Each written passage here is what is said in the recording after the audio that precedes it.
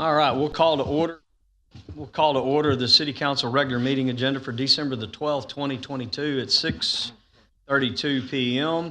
If you would all rise with us as we have our invocation and pledge. Our invocation led by Councilmember Berry, and our pledges led by Councilmember Owens.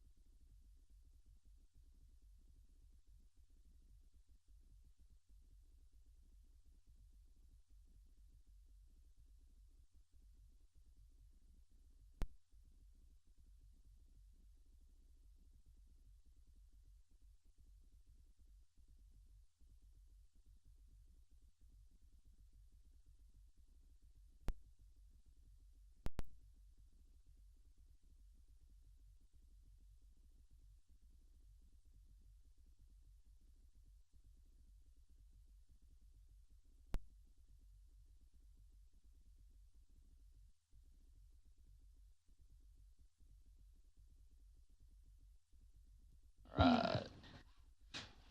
Thank you for that, and thank you for participating in that moment. Before we get started, this is the last, regular meeting of our city council for 2022. And so after this week, I think everybody will, I think we're all getting kind of into the holiday mood. If you had the opportunity to come to the park a week ago, as well as our parade, we've been slowly but surely getting into the holiday mood. So I want to wish everybody a very Merry Christmas and a Happy New Year as we move forward. I know some people will get up and move around during our meetings, and usually by the time we get done at the evening, we're lucky if there's one other than staff left in the room. So we appreciate each and every one of you for being out tonight on this important meeting agenda. With that, we're going to move forward in our agenda for roll call and certification of quorum. Madam Secretary, I will certify that we do have a quorum. We have all members present with the exception of Mr. Koza, who will be absent from the chamber the rest of the evening. And Mr. Hernandez stepped out for just a moment, but he is here in the building. With that, we turn to citizens' comments. I know we have one citizen comment under general comments. But all the others are to a particular item. And so when we get to that item, we typically will have the motion and a second. We'll go to a staff report. After staff report, we'll call your name out to come up and address council at that time at the podium in the back. With that, Mayor Pro Tem, please present those for general comments. Thank you, Mayor. First up is Diane Tanksley. Yes, ma'am. If you would go to the podium, give us your name and address for the purpose of the record, and limit your comments to 3 minutes, and there should be a timer that comes up on the screen. Thank you for being here. Hello, thank you for having me here this evening. Do I need to do something to this? I live, my name is Diane Tanksley. I live at 2024 Sherrill Drive in Pearland, 77581. That's in the Old Town District. And I live directly behind the field from the Lutheran Church to the city maintenance yard is what I call it. It's where all the dump trucks are. Half of that fence is concrete. It's been nice and concrete for 45 years probably. The rest of it is wood, and it's falling down, and the rats are coming through. And in 3 weeks, there's been 3 animals that have come through that apparently somebody's leaving over at the old shelter. I'm not positive. I don't know that for a fact. But it seems a little odd. There's animals coming through and there's holes in the fence. A couple of the dogs have had parvo, and I'm just a little concerned why the fence cannot get repaired. That conclude your comments? Thank you, Ms. Tankersley. We can't converse with you on that because it's not something that's on the agenda. I would ask Mr. Epperson if we've got somebody that could pull Ms. Tankersley to the side. Maybe we can get more specific information and contact information and be able to get back with her. But thank you for bringing that concern to us. Thank you. Thank you. And, one more, Mr. Jimmy Davis. You'll give us your name, address, and limit your comments to 3 minutes. Thank you for being here. Jimmy Davis, 5004 Combs Hill Street, Pearland. I want to start off by saying you mentioned the tree lighting holiday spirit. I've lived here about 10 years. That was amazing. I wish the Parks and Rec people were here. It was the best event I've seen. Pearland's a pretty good-sized town. We're growing, and it really had a small-town Christmas market feel. It was amazing. So hats off to our Parks and Rec staff. I know y'all have on the agenda the executive session about looking for the next city manager. And of course, y'all have the second reading for the budget amendment and what to do about our budget shortfall. I want to give you something to think about. It looks like right now the plan is just kick the can down the road, move some money around, put a Band-Aid on a gaping chest wound, as we say in the military, and let the next city manager worry about the shortfall. This year, we were short on general fund, 4 and change. We're short on our debt service fund, $5.6 million. And the presentation Mr. Roebuck did in November showed that next year it's going up another $5 million. So next year we're going to be $10.6 million. We got to make up $10.6 million in debt service. And you're just going to raise the property tax rate. That's just the way it's going to be. You have to fund the debt service. You got to pay your bills. What's that going to do for general fund? There's a cap on the total property tax rate, and after that, it goes to the voters. I'm pretty sure y'all don't want that. You're probably going to adopt a tax rate that's just under it, so you don't need voter approval. Get every penny you can. Add the hardship on us. Do what you can to start making some cuts now, I would ask. I think Councilman Kamkar is absolutely right. We need to start making some cuts now. Some suggestions, fund balances. Any additional fund balance above this year's costs, maybe cut that excess. We can't grow a fund balance but pay the bills. Any new hires that maybe we haven't actually hired. Maybe we can talk to some departments about, can we cut the number in half? Maybe pause it. CIP, big debt issues. Maybe we need to pause that. And I noticed Mr. Roebuck's slide also showed in 2030, a year after the TERS is up, which has always been promoted, when the TERS is over, we have all this extra tax revenue, so the tax rate will go down. Well, I noticed that in 2030, we have a huge debt jump. So I guess we ain't going to see that tax savings. Thank you. Thank you, Mr. Davis. Does that conclude general comments? Okay, good deal. We'll move forward in our agenda to our consent agenda. Mr. Kamkar, is there any items to be removed? Okay. I had nobody has brought anything before. Mr. Kamkar, would you present the consent agenda items A through K? Coincidentally, A through K. Lucky me. Good one.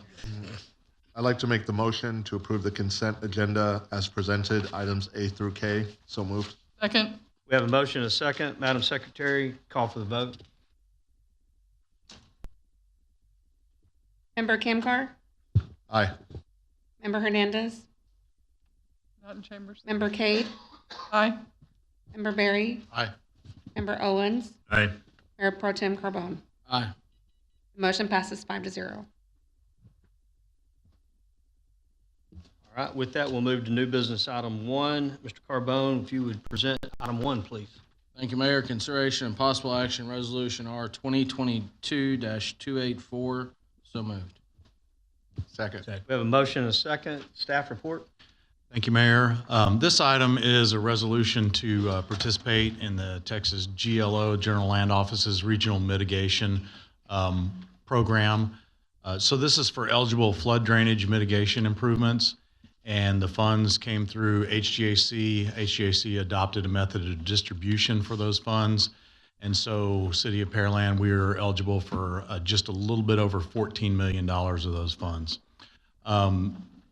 It'll fund 5 drainage projects, 4 that were originally included in the proposed drainage bond project list that the Citizens Drainage Bond Committee reviewed. Those are the Hickory Creek subdivision, Garden Acres subdivision, Harridge Miller, Hatfield Road drainage, Hickory Slough slope failure at Garden Road. And then we've also been able to allocate the funds to pay for our 1/3 share of the master drainage plan update. So this resolution authorizes our participation in that program. Thank you, Mayor. All right, thank you for that. Is Joel Hardy here? Hey, Joel, a lot of times people may not understand some of the requirements, with GLO and low to moderate income and those types of things, and they may wonder why their project in their particular part of the city may not, fall under this, but why these? And I know, we have to do all that. So can you explain some of those requirements? Yes. So actually, much like our general community development block grant program activities, an area benefit project would have to fall in a geographic area that would be constituted as being 51% or more low to moderate income. And that means that the lines of service or the service area, in these cases, probably contemporaneous with the geographic boundary of a census block group, would allow us to put a project in that geographic area. And in this case, the drainage and hydrology affected by these projects would pretty much be the same. So that's in a nutshell it. The only other added feature is for Pearland, because we're what's called an exception criteria grantee, as I mentioned before, we get a little bit of a break on that 51%, and we're at 45% right now. So that's what the basis for determining eligibility for these projects has been. I'll open it up to council for questions, comments, concerns. Not seeing any. This is the good thing with this for the folks in our community. This is federal dollars coming in. I think GLO is if you'll remember back to Harvey, a lot of us don't want to remember back to Harvey, but if you'll remember back to Harvey, this is some of the Harvey mitigation funds that have finally getting down here. We're hoping, here we are at the end of the year, early January, all of this is finalized and dollars will start flowing. The good news with this is these projects, this $14 million is total outside money to us. I mean, it's your federal tax dollars coming back. I don't want to say it's free money. It's your federal dollars coming back to us, but it's not your property, it's not your property tax dollars here locally. So these are projects we can advance now. We don't have to wait for a bond. We don't have to wait for, anything else to get these projects going. So these are much needed. Most of these concentrated in areas that had repetitive flood losses. So we can put these monies to work sooner rather than later, not waiting for a bond, which I think is a great thing. Member Camcor? I just want to take a real quick moment and thank the team that dealt with all this, the HGAC, the engineering team. These dollars are not easy to get. They're a pain in the butt, and there's all kinds of bureaucratic red tape between here and Washington, D.C., and sometimes at the local level, at the local district office level. And I know Mr. Hardy works real hard, and so I'm really proud to see us get to this point. So. Yeah, and if you watched the news and heard how Harris County didn't get money or City of Houston didn't get all those kind of things, I serve on the Water Resources Committee where this came up through, and then ultimately on the HGAC Board of Directors itself. And we had to play out all of that politics in those meetings. And it was, to put it mildly, Harris County and the City of Houston wanted 100% of the money. And when they didn't get it, they just decided to play politics, and the rest of us, we're going to get crumbs. And so the rest of the committees had to band together and make sure that we stuck together through all that so the rest of our communities would see some dollars. At the end of the day, City of Houston or Harris County got a direct allocation of $750 million. So don't feel bad for them. They did get a lot of money. And we kept asking in the process of all of that, how are you going to distribute that with your cities and everything else? And unfortunately, Harris County wouldn't attend meetings a lot, so they didn't want to answer that question. So it's been long and arduous, as Member Kamkar mentioned, but hopefully some projects much needed will be coming soon. So with that, Madam Secretary, we'll call for the vote. Mayor Pro Tem Carbone, Aye. Member Kamkar, Aye. Member Hernandez, Aye. Member Cade, Aye. Member Berry, Aye. Member Owens. Aye. Motion passes 6-0. All right, Member Hernandez, would you present item number 2, please? Yes, Mayor. Consideration possible action resolution number R2022-285. So moved. Second. We have a motion and a second. Staff report. Thank you, Mayor.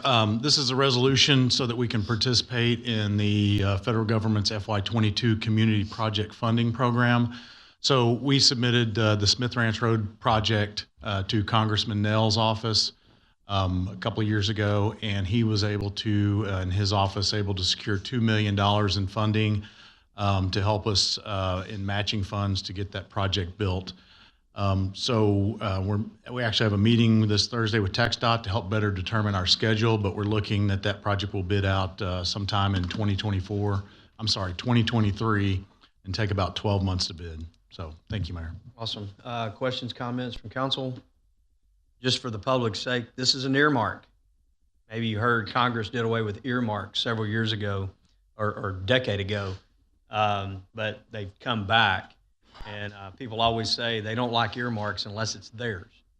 So in this particular case, this is our earmark, and we're happy to have it because it's taking care of some cost increases. These projects don't cost what they did several years ago when planned, so there's been cost increases.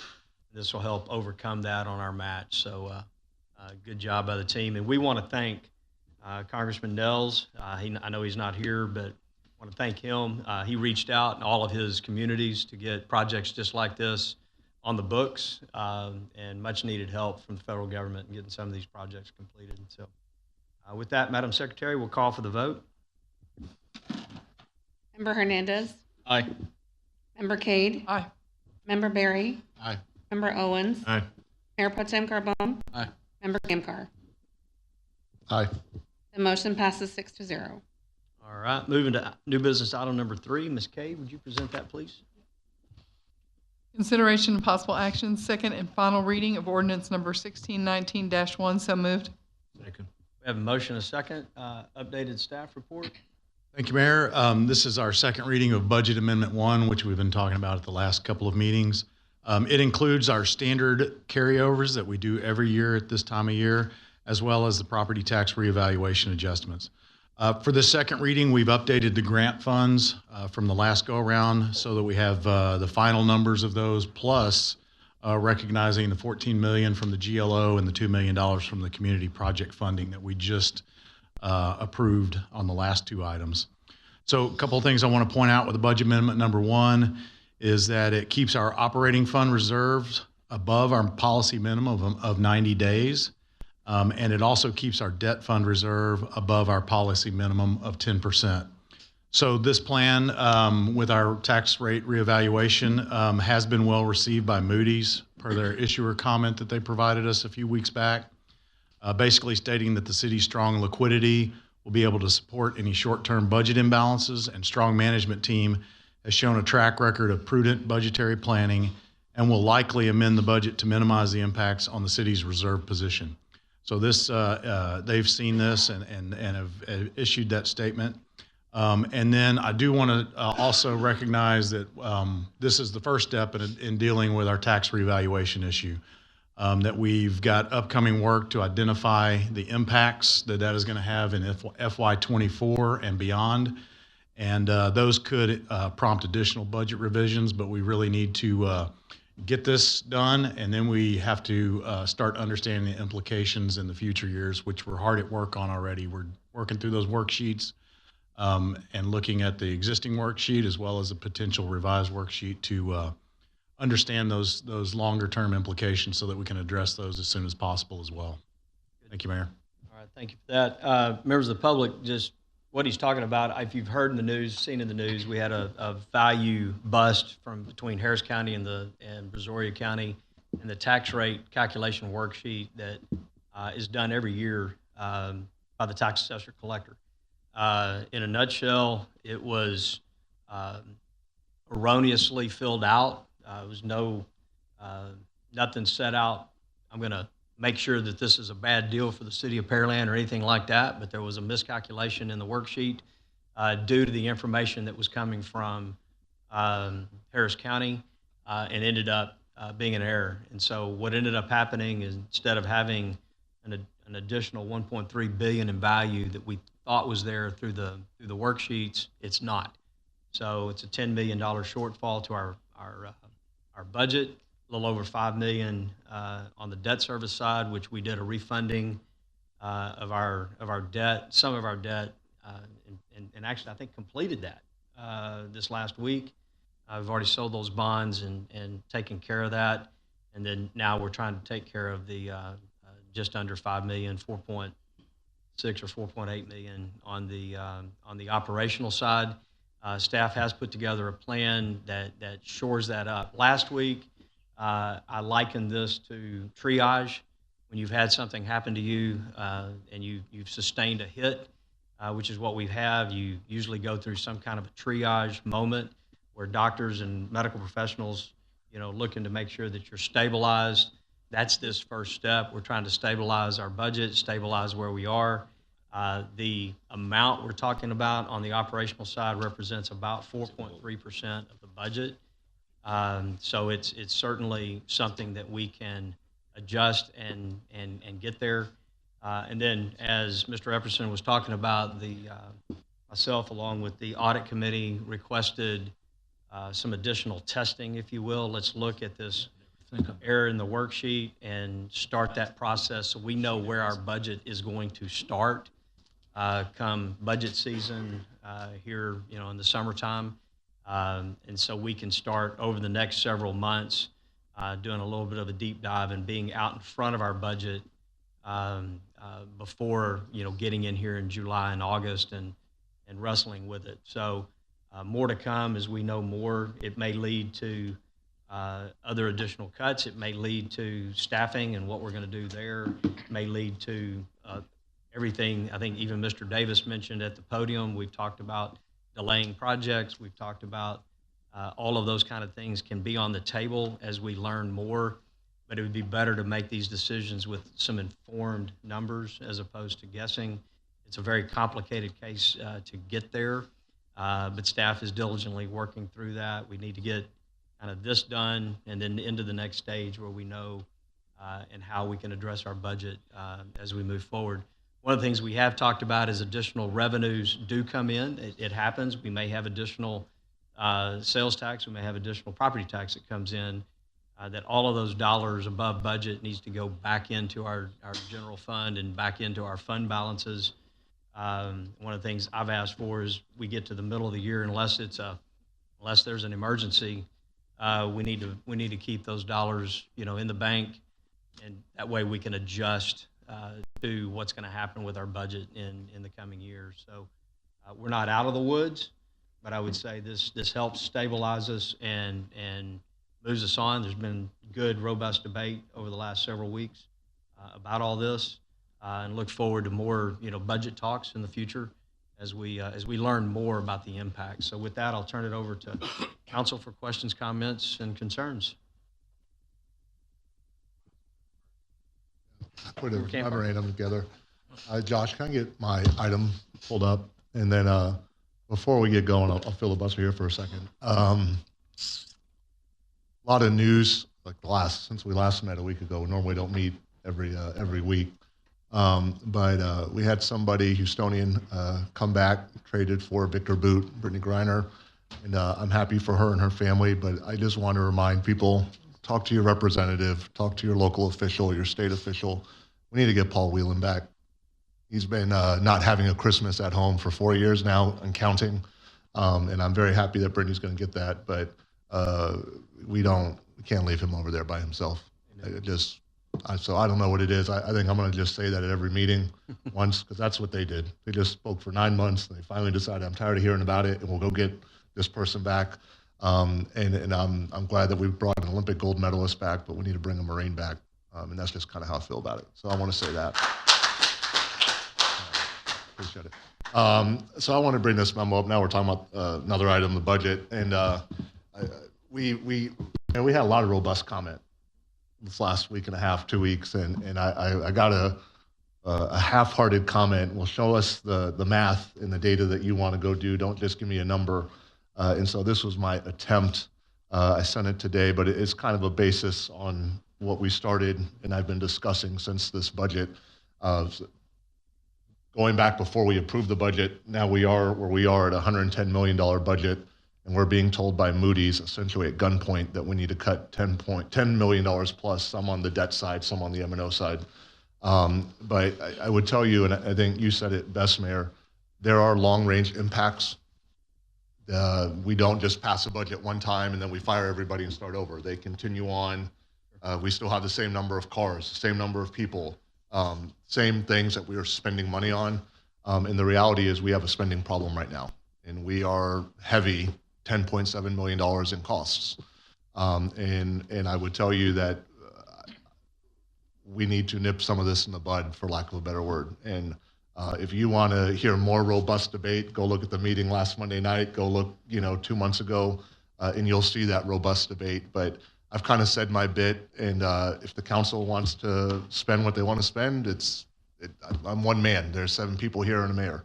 But I would offer up to the body that we do need to cut recurring expenses.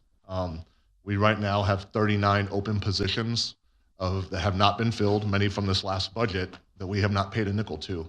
I don't consider that cutting services. I don't consider that. We just haven't hired those people. The service level has stayed the same. But I would really, really think we should do a hiring freeze until we get our arms around more of this. When Governor Abbott encountered the public health issues with COVID, they went to everybody and said, you need 5% across the board. It was every department literally in the state bureaucracy. Nobody was spared. Education, health and human services, all of them. We're not even asking for that. In this proposal, I'm asking for 1% of expenses of the general fund. But we need to cut $4.7 million of discretionary spending. That is not a debate item. That is not a would-be nice number. That's literally our part of discretionary spending that we need to cut. So if you look on the screen here, and for those who can't see very clearly, 2.1 million combined from the internal service funds. We are over contributing 2.7 million this year. We would grow those balances $250,000, but we would be taking 2.1 million of your money and then just filling this hole. We're not taking services away. We're just literally putting it towards this issue. 1.1 million in expenses from the general fund. I would say every single department can find 1%. That would equal 1.1 million. So we're at 3.2 million. My preference is non-personnel. $700,000 from software and UDC updates that were add-on items into the budget. Haven't spent those dollars. And lastly, $900,000 of unallocated fund balance. The unallocated fund balance is north of 1.5 million. That is monies that we have in the bank but have not spent yet. Your money. City of Pearland doesn't have any money. It's just your money. We don't have a mint. But this would be recurring items that we could do today. And so I'd like to make a motion, throw this up there, that we cut the budget by these categories, $110 million, $4.7 million. I'll second that. Thank you. Okay, we have a motion to amend on the table. We have a motion and a second. Now we have debate on that motion and second. Anybody have a question, comment? I have a question. Okay. What software update is this? This was in if you look a little bit further down, scroll down, please.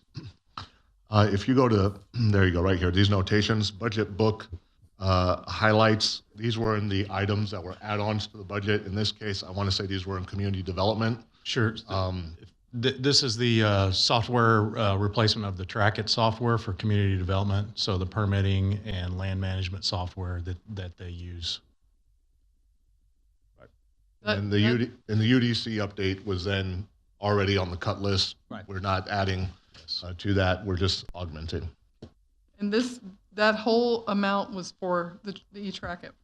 So 400 of that was to replace Trackit. The 300 is for the UDC update, and that was already in the package presented to you. The UDC was. What about the software update for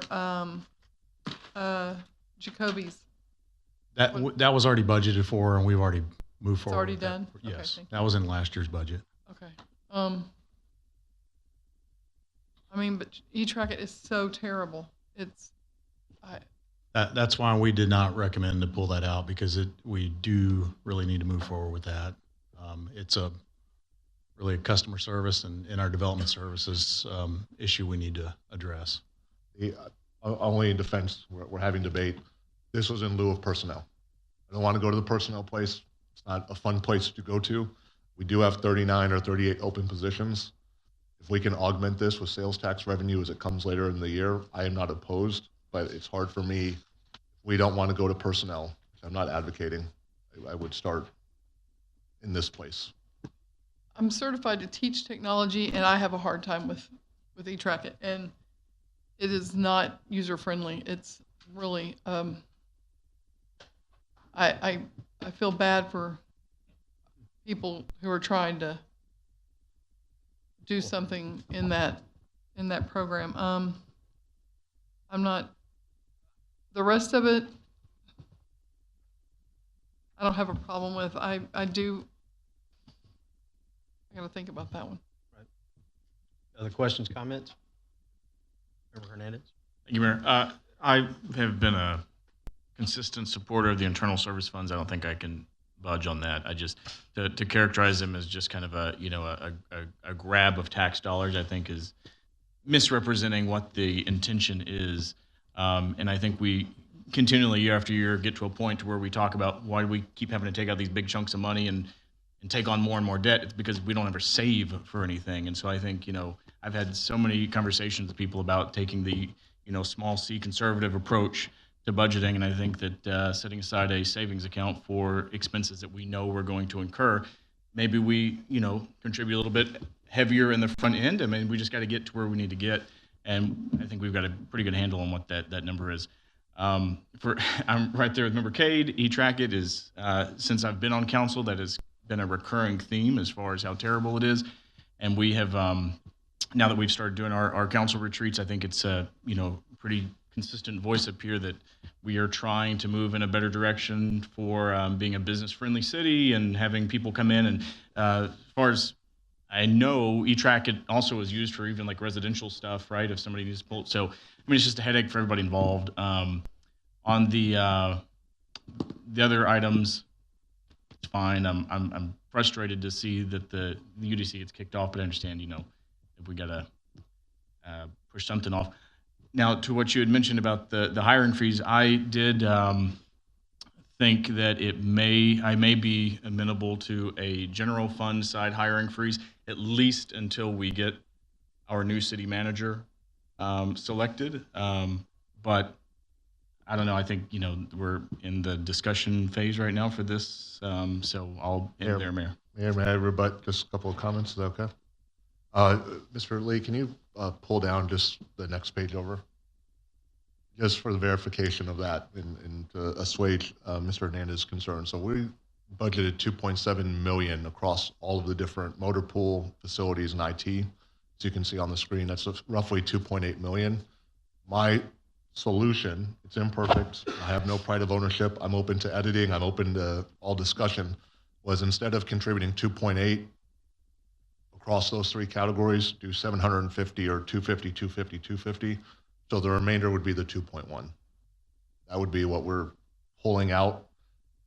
I'm open to adding more as sales tax comes in or other items, but these are recurring budget items. And so that was my preference. I was trying to avoid the personnel piece. I do think new city manager may be here 2 months, could be 2 years. I don't know. But I'm open to that discussion, but I didn't want to make that the starting point. The reality is, and the mayor has the paper here, and I wish I could pull it up. I didn't have this file, but we've got 39 open seats, so to speak. And a lot of those are seats that were coming out of the September budget that was approved. So I don't feel like we're quote unquote jostling or doing anything that would cause the citizens angst. But then again, personnel needs to be a decision that's like across the board. So I didn't want to propose that unless. So I'll say if we went that direction to where we were to do an allocation for, sales tax adjustments, if we do another amendment, I think we would need to give that direction tonight, because I wouldn't want to get to that point again and, Agree. I guess the point I would say is we did leave some amounts to contribute to those funds. So it's not a complete zero out. That was I just wanted to say, I feel like I'm addressing that concern sufficiently. And I think we need to clarify a couple things on the internal service funds, is that the total numbers included both general fund and the enterprise fund. And if you take a look at what is specific to the general fund, I believe it's just a little under the 2 million instead of the 2.8. And so if we leave 250 in each of those, that really only leaves about 1.3 coming back to deal with this. And part of the proposed staff recommendation on how we're dealing with this actually had about 1.4 from the motor pool there. So it's fairly equivalent to that. And then on the staffing thing, I believe we're at about 23 positions on the general fund side. While we do have some others on the drainage and the enterprise fund, I think we're about 23 on the general fund. And just to add clarity to that, the item for the 250 on there is revenue over expenses. So for the funds for that year, we are addressing the needs for that year and contributing over and above the 250. I'm not saying zero out. I'm not saying reduce. I understand. I was clarifying that a lot of that money is enterprise fund money, not just general fund money. So we can't move it all over. Right. Member Carbone. Thank you, Mayor. What does staff think of this? And or maybe a better question, when did staff see this? So we saw this just probably shortly before you did, before today when it was added to the agenda. You just heard what I have said about the 2.1 on internal service funds. All of that, there's not that much of it that's actually, if you keep 250 in each of them and you look at what is general fund versus enterprise, there's not that much there. There's about 1.23 or 1.21, and we've already proposed to put 1.4 from the motor pool and leave the other two funds intact since they barely have any dollars in them in the first place. The $700K, we kind of discussed that. We still think the software that replaces eTrackIt needs to move forward. The UDC update was already part of the cut. The $900K in unallocated fund balance, we've actually allocated almost all of the unallocated fund balance to the issue with the valuation, because we are down to 91.2 days, I believe. So we've basically allocated all of our unallocated fund balance towards this.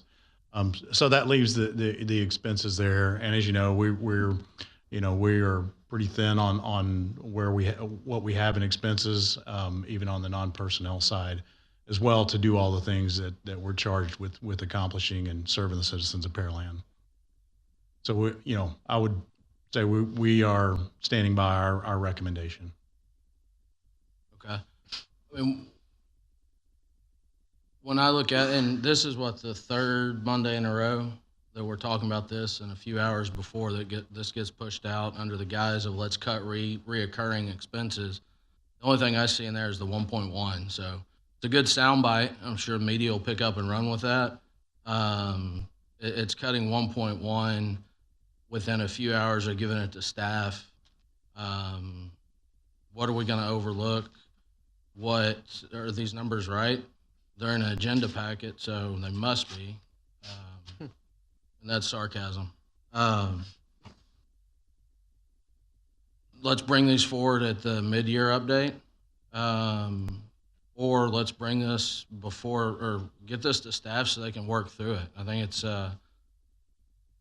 I would hate to make a move right here. This is the end of the second reading, without knowing what the implications are when you start moving around service funds and it's not staff's recommendation. That would be my thought. Yeah, and just real quick, I want to make sure we got a good number of people from the public here that we get caught up in all of our vernacular and want to make sure that you're aware of what we're talking about when we talk about internal service funds.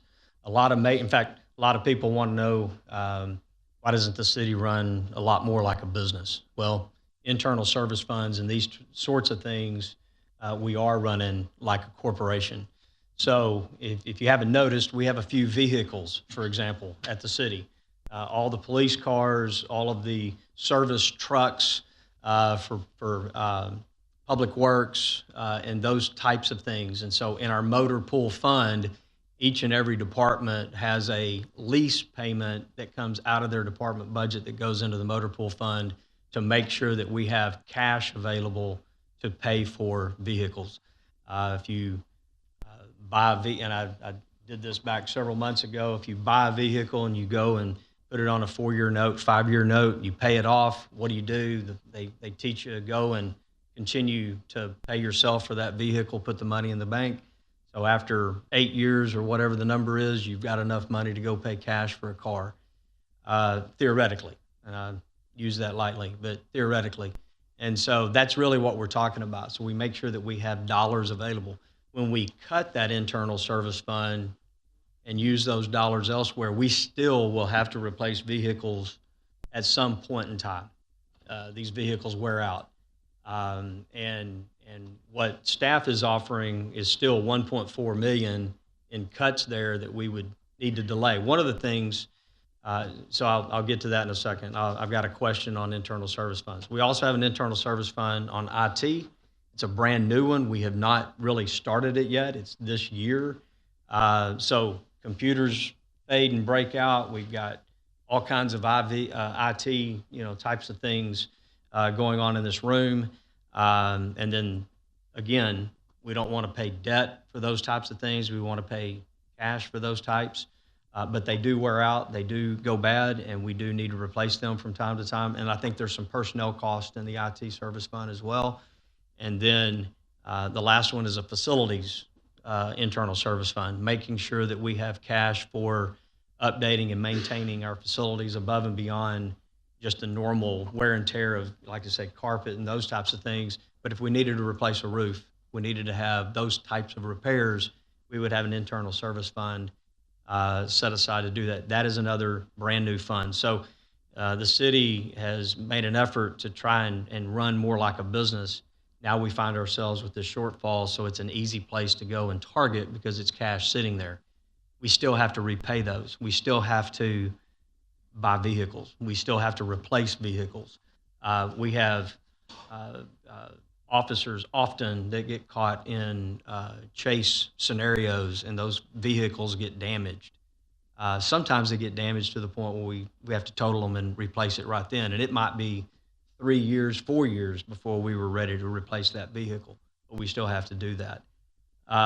So that brings up a point that I wanted to ask staff. I know even our motor pool fund is relatively new. We're in our third budget year. I think we're entering our fourth. Entering the fourth year. And so we've been doing this. And so to member Camcar's point, we do have more cash this year than expenses, but we also have vehicles that we'll be paying next year or the year after that. So it's not like we're, overfunding that. Ultimately, we have vehicles that will need to be replaced. Yeah, we still have a significant portion of our fleet that has not been replaced since we started the motor pool, so hasn't paid any into the motor pool for those. Yeah, so to the point, I guess, Trent, is, what's the criteria that, and again, we're in our fourth budget year of doing it. We're still learning this motor pool thing. What's the criteria used to replace a vehicle? And maybe we talk about police vehicles versus a truck that's not put through that wear and tear on the street. Sure. So we look at three major areas. One is age, one is mileage, and then the other one is the maintenance record of that vehicle and the cost associated with that. And so, being 4 years into it, looking where we'll be making those final lease payments, we established that in the policy initially as 5 years, 100,000 miles, and then also look at the maintenance record. And what we're seeing, and this was when our fleet was pretty aged. I mean, we were running a lot of Crown Vics that were 8 plus, maybe 10 plus years old, and with being able to renew our fleet and have a newer fleet, we're seeing that if maintained properly, which we maintain on a regular basis, that we are probably looking at maybe being able to extend that out a little bit. So that's one of the things we're working on as part of this year is reevaluating our motor pool policy, and are those the right measurements for when we pull the trigger on replacing vehicles. And as we make those adjustments, then the lease payments themselves will actually adjust as well. So, but all that being said, we still have, I believe it's more than half of our fleet that hasn't been replaced within these 4 cycles. And so we're not even making lease payments on those vehicles at this point, because the way we eased into adopting or setting up a motor pool fund was we would start the lease payments when a vehicle was replaced. We didn't start it on all of the fleet all at once. It was just too much to bring onto the budget all at once. Gradually easing it. Gradually working our way into it, Okay. yes, sir. And then, so, the 1.4, I mean, we can do that. And I've been on record as saying, as we get any dollars above and beyond, especially on the sales tax, that we do a couple things. One, we shore up that debt service reserve fund, because I know we're getting it right at policy, and that's, you never want to be right at it.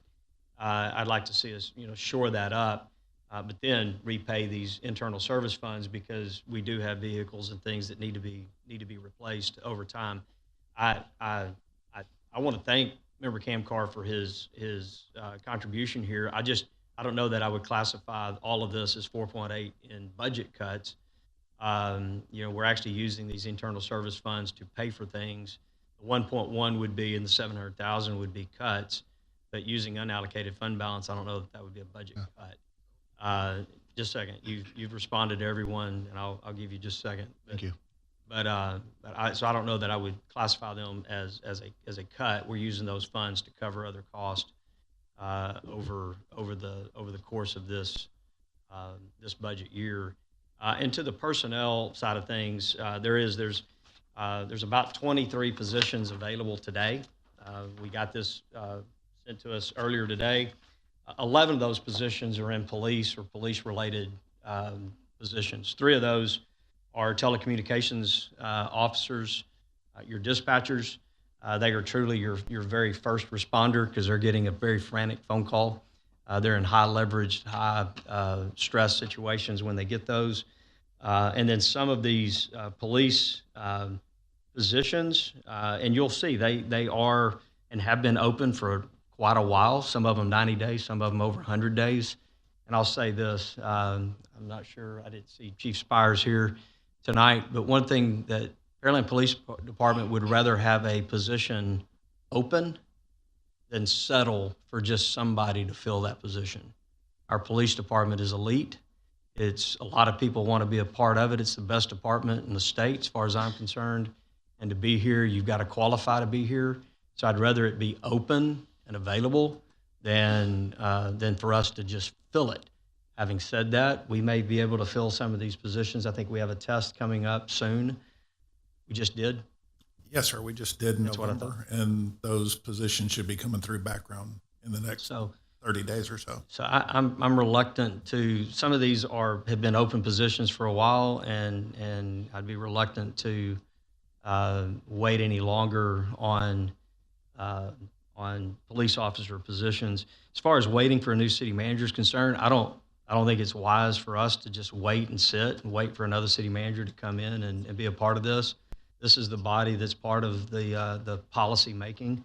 We're going to make the policy now. We're going to make the policy with a new city manager. So, I think we have the opportunity to do what's right here. And again, I think we need to know what this worksheet's really going to do for us in the coming year.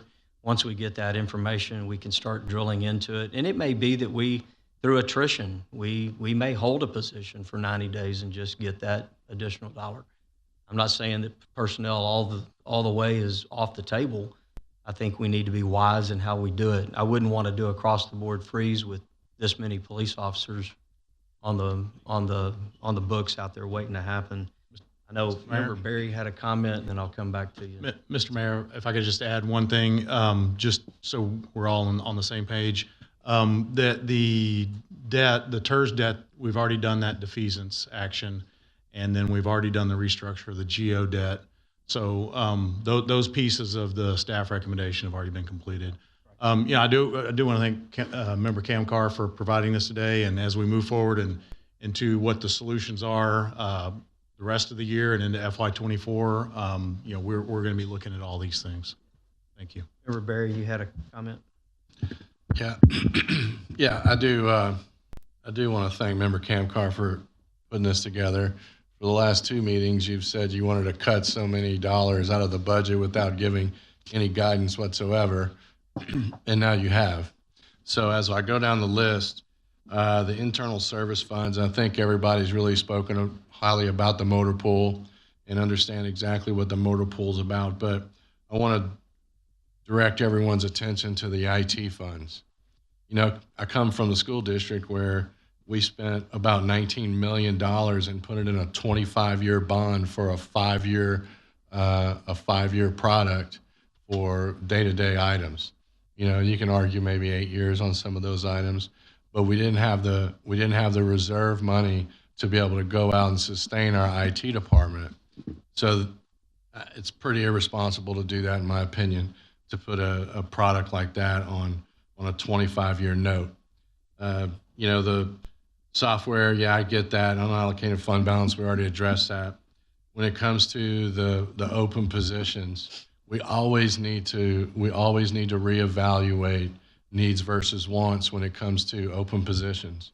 And I would assume that as the city puts these postings out looking for new employees for the city, that those needs versus wants analysis are done, and they feel secure in the fact that these items or these individuals are needed for the city to move forward. The last thing we want to do is spin our tires in the mud, so to speak, and robbing our reserve fund on a regular basis for maintenance items that could have otherwise been deferred or overcome with an internal service fund, as we're doing now. I was one, for example, that wanted IT to grow even more, because when you're looking at, several million, it's easy to accumulate several $1 million of expenses in IT. And as our IT guys can attest, and anybody in the city administration can attest, it's very easy to get to that point. So, this all looks fine and dandy on a piece of paper. It looks great, good job. But I would have a really hard time. The 1.1 million, as Tony, Member Carbone mentioned, and as well as Member Hernandez, I think that, that's something maybe we can take a look at, but without any kind of, background or meat on the bone, so to speak, I'd have a hard time just saying right now we need to do something with that. Thank you. Any other questions, comments? General comments? I'll come back to you. Thank you, Mayor. Just directed to staff in general, and since there are a lot of people here, the last 4 years that I've been on council, Mayor, I'll say that we have come so far with the way that these budgets are put together. And in particular with the facilities assessment that we've done, with our asset management, with these internal service funds, I think it was a very eye-opening experience to go through these exercises and kind of see. And then to Member Berry's point with breaking out IT now into the departments, it's given us a much clearer, I think, picture of how each department is actually performing and the resources that are required to operate those departments. So I think we've got a clearer picture of our budget's future. It may not be the future that we wanted, but it's the future that we got. And we've got more data now than I think we have in the past. When I first came onto council, it was an absolute nightmare going through those budget books. I mean, it just the way that things were presented. So I think we have come a long way. This has given me a clearer vision of what's on the horizon. So that's why I'm so reticent to try to just say, okay, put it off. For those 4 years, and all the stories I've heard of previous councils, there's always been something, always been one other thing that has prevented us from getting ahead of things for a change. And I think a lot of people forget that if you aren't saving for these expenses that you're going to incur, and you have to take debt to pay those things. And we talked about, before the room was filled earlier, we had a very robust discussion about unfunded mandates, and Mayor called staff to put together, a clearer picture of how many of the expenses we have are unfunded mandates. That the state tells us you got to do these things, but they don't give us the money to do it, so we got to figure out how to do it. So we've got all this stuff that we have to pay for, and I think people often forget, if you're not preparing for those, and I think we've done a good job of identifying those, you take on the debt. Debt comes with additional cost. So does deferring maintenance on things. It's been very clear to me that we've deferred maintenance on items, whether it be facility, or we talked about vehicles earlier, that when you finally get to the point of covering that expense, the expense is now twice, 3 times what it would have been. So, whatever we can do to make the budget work, but at the same time not put ourselves in a position similar to the positions that we may have been in the past, just constantly trying to catch up. And I'm just really frustrated with, this catch-up game. So I just wanted to say this comment, and that's all I had, Mayor. Thank you. Camcar? I just want to respond to a couple of comments, and then I'd like to call the question. But this... Oh, we're going to vote right after this. Yeah, you're good. This whole memorandum, this isn't really new. And anybody saying that is probably not giving you the whole story. This is more or less a skeleton of what was presented during the entire budget process. It's a little more lined out. And this is a response to some of the comments from the member that sits to my right. But the reality is this budget is literally a budget of $110 million that the city cannot afford.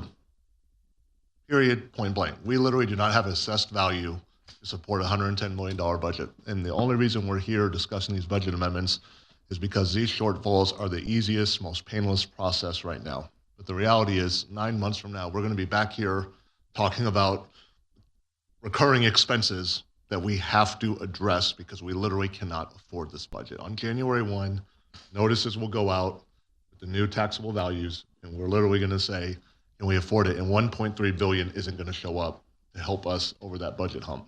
So it's here in black and white. It'll be here on the record forever here. I just really think we need to attack the discretionary spending piece that Moody's has told us we need to do. This is discretionary spending. And the part that was made earlier about, personnel, I agree with almost everything the mayor said. But the reality is this: once we start hiring those people, we may have to start looking at this 9 months from now of, do we not hire more people, or do we keep those people? We have not made any promises, signed any contracts on employment for these folks. And I'm not asking to go here. It literally says in that item, non-personnel right now. I think we can go to the department heads and say, can I find 1% of your budget? I don't think that's a hard ask. We have families and businesses across this country and across this city that are being asked to tighten way more than what we're asking to do. So I'm happy with where we are. I provided the data. It will be shown that there was something, there was concrete. The notations are here. The citizens can go and see, did we need to go spend that or not? And you can evaluate. It has been pulling teeth to consider spending $1 less. And I am ever thankful for Member Owens for us at least having the discussion. We're probably not going to spend the $1 less. But you know what? At least we had the discussion. And I'm very happy. I'm going to wake up tomorrow morning, look at myself in the mirror, and be able to live with myself. But the reality is we need to cut $4.7 million in M&O or recurring expenses. And we're just kind of not doing that. And that's disappointing. But that's where we are. Member Carbone? Thank you, Mayor. Well, I mean, when I step back and look at this, we're cutting internal service funds, which staff has done, fund balance staff has done.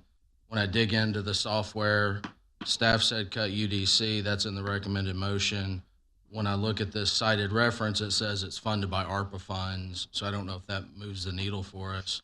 So it boils down to 1% of general fund expenses, non-personnel. Well, when you back the personnel expenses out of the general fund, you're anywhere 3 to 5% of other non-personnel expenses. So I'm not comfortable making those cuts from the dais at the 11th hour. Only response to that is leave it to the department heads, have them bring it back. Here's like, we're going to vote how we're going to vote. I would just call the question. Yeah. And I mean, it's not like we haven't discussed this enough. Right. If you don't want to cut $1 in recurring expenses, that's fine. Right. Let's just I vote just it. want to be truthful to the public. can I say what? I don't see how any of these are recurring. Personnel, but Personnel would be, and the expenses aren't necessarily recurring expenses. The general fund and the internal service funds are there. The updates in the software, you may not buy that the next year. The fund balance is literally citizens' money that is just sitting in a bank account doing nothing. Right. And staff's recommending more unallocated fund balance than we are here. So the truth is you're, other than the 1% of expenses, it's very similar to it's not dollar for dollar, but very similar in the structure. So with that, any last comments on the motion to amend? That's what we're talking about here. Any last comments? Madam Secretary, we're going to vote on the motion to amend as presented earlier by Member Kamkar. Member Kamkar? Hang on. Motion to, well, put the motion was, we're going to put it back up here. Yes, Member Owens, on your screen in front of you is to make the cuts of the 2.1 in combined internal service funds, the 1.1, 1% of expenses, the 700K, the software and UDC update, and the 900K in unallocated fund balance. Right there. The motion to amend the original motion is to do that. All right. Madam Secretary, we'll call for the vote. Member Kamkar? aye. Member Hernandez? No. Member Cade?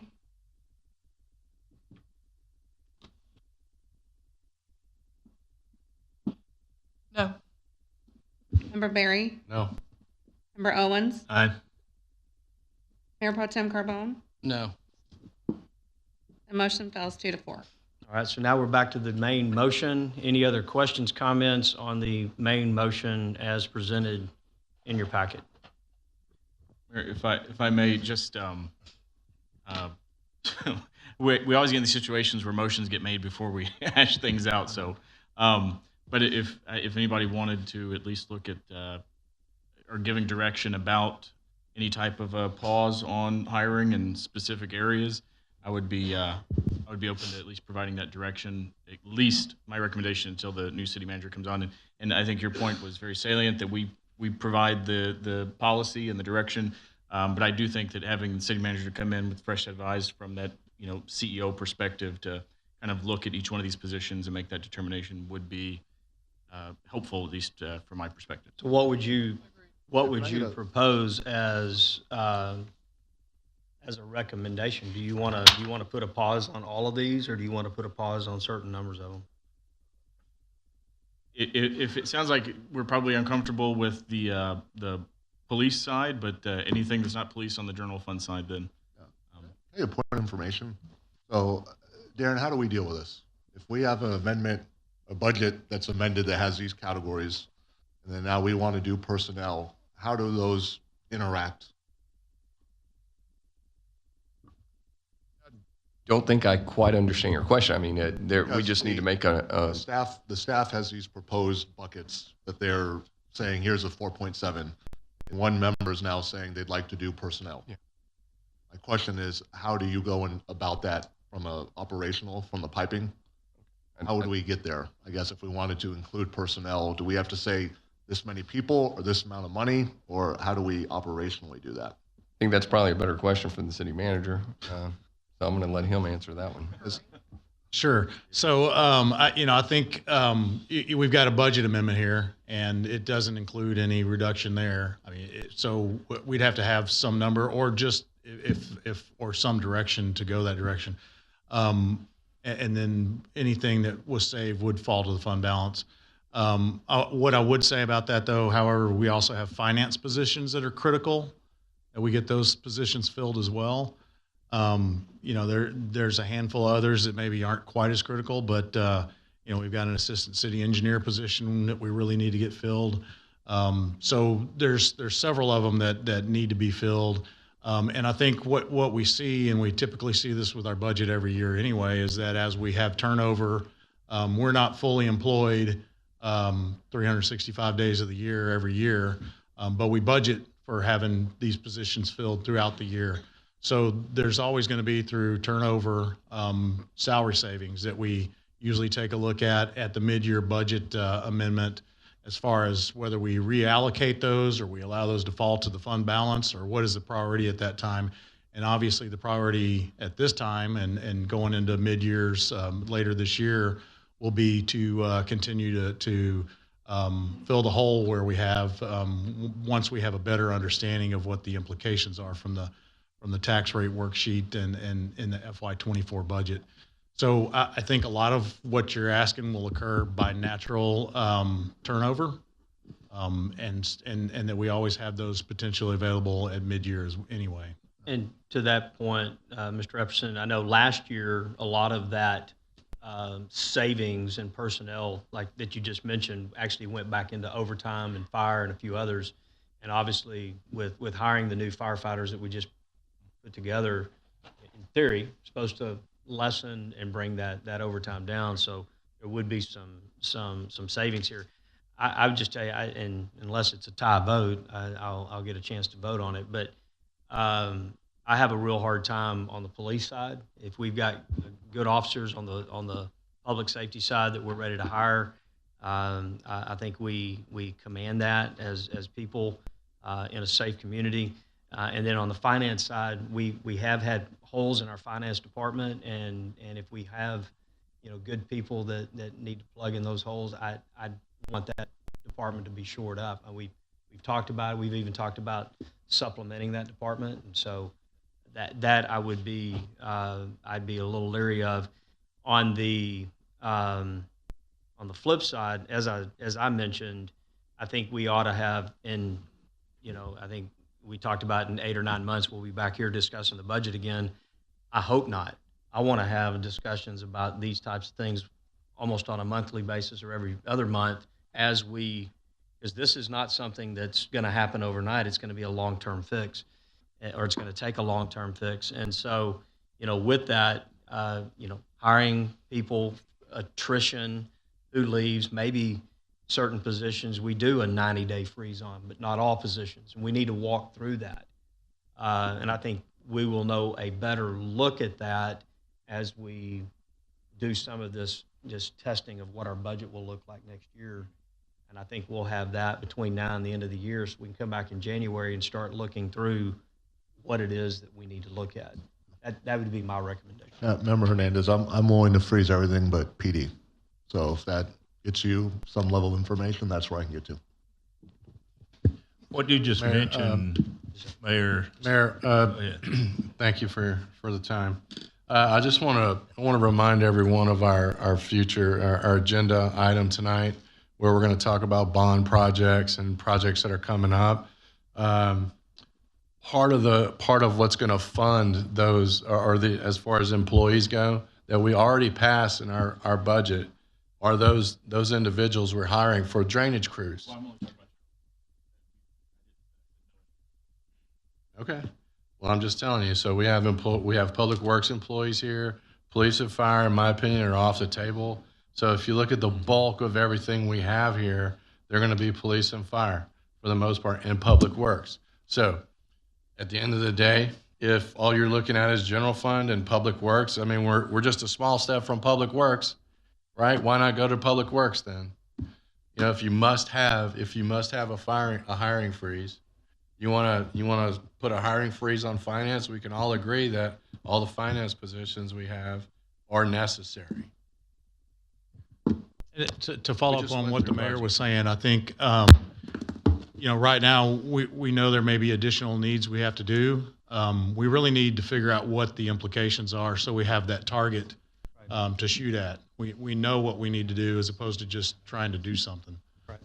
So we should have additional information over the next month to 2 months, hopefully by the end of the year, but very soon, so that we can know what we need to target in our budget and how much. Yeah. And Rowan's? Well, I think what he just said was probably what we need to do because, I'm not that comfortable with, Remember Camcar, please. I'm not wanting to come in and approve a blanket of something until we know what's in it. And I think that's what he was trying to tell us there, is that there are certain people that they need in certain areas. Let's do that. Let's, if that's what the need is, let's do it. Just coming in and add X number of dollars for a blanket, I'm not for that at all. Yeah. And I to Mr. Epperson's point, I mean, they are doing the testing. What is our budget going to look like? At least there's a lot of assumptions that need to go into that. We don't know what the values are going to be. But to Mr. Camcar's point, if we do have a 10% increase in value, it's actually 1.3 billion coming back onto it. So, but we don't know what that's going to be yet. We're actually talking to Assessments of the Southwest and others that can help us better look at that over the next coming months. But even the first test, if we start with an incorrect worksheet, what does our budget look like next year given certain assumptions? If we have a corrected worksheet, what does that look like?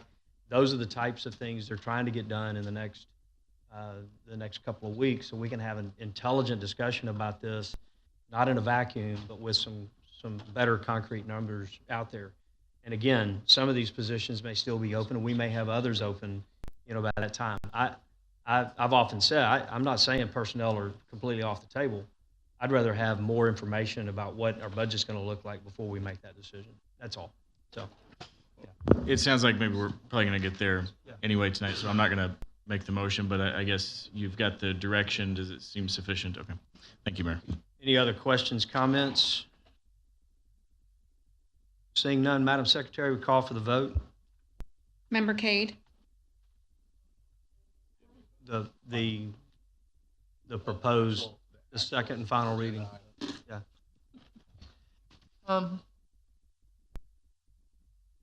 Aye. Aye. Member Owens? Mayor Pro Tem Carbone? Aye. Member Camcar? No. Member Hernandez? Aye. Councilmember Berry, can you clarify your vote? Aye. The motion passes 5 to 1. 5-1, right. Moving to new business item number 4. Mr. Berry, would you present that, please? Thank you, Mayor. Consideration of possible action resolution number R2022-281. So move. Second. We have a motion, a second. Staff report. Thank you, Mayor. This is the next phase of our supervisory control and data acquisition project, or SCADA. This is the actual third phase 3B of that. We've already completed 8 of 11 water plants with the Reflection Bay plant and 15 lift stations underway. So this final phase completes the project, adding an additional 33 lift stations to the SCADA system. As you saw a little bit in our 4 o'clock workshop, this system monitors and reports on the operations of the plants and the lift stations, providing alerts and when issues arise, and the ability to monitor and address those remotely. We are utilizing a design build contract with a guaranteed maximum price for the project. This amendment is approximately $2.8 million, resulting in a total GMP of all phases of $7.84 million. It'll take approximately 14 months to complete this phase of it, as right now there's still very long equipment lead times, but this will lock in the pricing today. And so we recommend this amendment to the design build contract for with CDM Smith to complete the SCADA project. Does that complete the staff report? Yes, sir. All right. Open up to questions, comments, concerns from council. Seeing none, Madam Secretary, call for the vote. Member Berry, Aye. Member Owens, Mayor Pro Tem Carbone, Aye. Member Camcar, Aye. Member Hernandez, Aye. Member Cade. Aye. The motion passes 5-0. All right. Moving forward to new business item number 5, this Citizens Drainage Bond Advisory Committee update to the City Council by Committee Chair Mr. Seth Thompson. I saw it. There he is. Seth, as you're making your way to the podium, how many are here from the Citizens Advisory Committee? Raise your hand, please. There we go.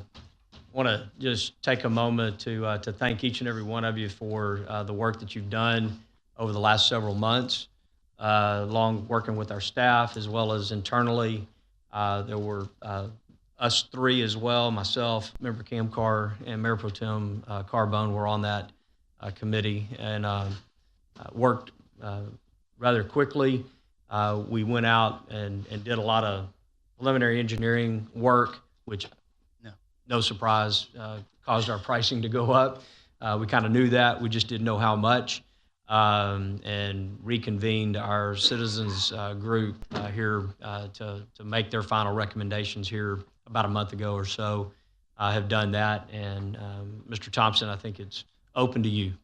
All right. Thank you. Well, good evening, everybody. As you said, my name is Seth Thompson, and I'm the committee chair for the Pearland Citizens Drainage Bond Committee. The Citizens Drainage Bond Committee Advisory Committee, it's a mouthful of a name, was created by the City Council on February 14, 2022 to evaluate the city's drainage system and identify drainage improvement projects to be considered for a bond referendum in May 2023. The 19-member Drainage Bond Committee appointed by the City Council consists of representatives by the residents from City Council, Planning and Zoning Commission, Pearland Economic Development Corporation, Alvin ISD and Pearland ISD, Pearland Chamber of Commerce, and Brazoria Drainage District 4. The Citizens Drainage Committee met bi-weekly from late March to the beginning of June. During that time, we reviewed nearly all the proposed drainage projects in the proposed $90 million, $120 million, and $150 million bond packages. With the guidance of City Engineer Raj Shrestha, we went project by project to assess the viability and overall impact of each project. Furthermore, we met with the Director of Engineering and Public Works, Robert Upton, to understand the city's capacity to perform the work in a reasonable time, and met with the city's financial advisor, John Roebuck, to understand the tax implications of each proposed package. Our 3 criteria for project selection were impact of known flooding issues, tax implication, and ability to complete or start the projects within 5 years. Our goal is to maximize the effect on reducing drainage issues while also being mindful of the tax implications on our citizens. When we adjourned in June, we asked the city to go ahead and move forward with doing preliminary engineering reports on 17 projects. It took them through the summer to get those completed, and then we reconvened on November 2nd to hear the updated budgets for the proposed projects. As anybody is familiar with the construction industry right now, those budgets had gone up, or the cost estimates for those projects had gone up. And so we met on November 2nd to go through the updated budget and see where we're at. As I said, the projects were definitely higher than we were previously, but we had a few other things that we could take advantage of. As was mentioned earlier this evening, the GLO came in and we had $14 million in funds that we could offload a few of the projects from our proposed list. Further, there was some funds from the Pearland Economic Development Corporation that could be incorporated to help pay for some of these funds. And then towards the end of the evening, we started talking about excuse me, the criteria for selection and ranking of the projects. The main criteria that we discussed was it's Hurricane Harvey's impact, whether it had repetitive loss for homes, 100-year and 500-year flood impacts, the volume of complaints for the project, and then engineering's judgment. The committee felt that we needed to also include age of infrastructure to account for projects that had been on the books for a long time but not had ever been properly addressed. By the end of the evening, we came to a list of 14 projects that we wanted to make our final recommendation on. We did not have a quorum that evening, so we had to schedule a follow-up meeting on November 14th, where we had 13 members of the Citizens Drainage Bond Committee present. At that meeting, we reviewed all the costs, and we've ultimately voted to approve 14 projects that are included in Exhibit A. The projects we'd like to recommend to Council are the Veterans Drainage Improvements, Southwest Quadrant of Old Town Site, Shady Crest and Creekview Subdivisions Drainage Improvements, Longwood Estates, Harkey Road Drainage, Pine Hollow Drainage Improvements, Bight Road, Hatfield Road, East Plum, Isla, North Galveston, and Sherrill Drive, Bight Road, Wagon Trail Road, Tranquility Lakes Detention Pump Station Rehabilitation and Generator, and SCR Ocean Point Court 100-year overflow at Cul-de-sac. Those are our recommendations to council. Do you have any questions? We may have questions here in just a minute, Seth. So I want to thank the committee for all the work that you've put into this. Clearly, as we move forward, bond program and all of that, we want the Citizens Committee to be actively engaged in all of that as well. But we may have some questions as we open it up to council for questions and comments. I do know we have several citizens that signed up to speak, and so that kind of completes our staff report side of things, and I want to open it up to citizens' comments that signed up to speak. Mayor Pro Tem, would you present those? All right, thank you, Mayor. This is the order I received them. First up is Miss Anna Clark. You give us your name and address for the record and limit your comments to 3 minutes. Thank you for being here. Mr. Mayor and members of council, my name is Anna Clark, and I live on 2015 Isla Drive. This is in Pearland, Texas, 77581. I'm here to ask for your support on the drainage projects. It has been a decade-long issue, and now it is going to be another few years. So I'm asking, instead of the year 26-27, could you move it up to 23-24? And I don't agree with the engineering judgment of 5% or a total score of 77%, because this has been an ongoing problem and nothing has been solved.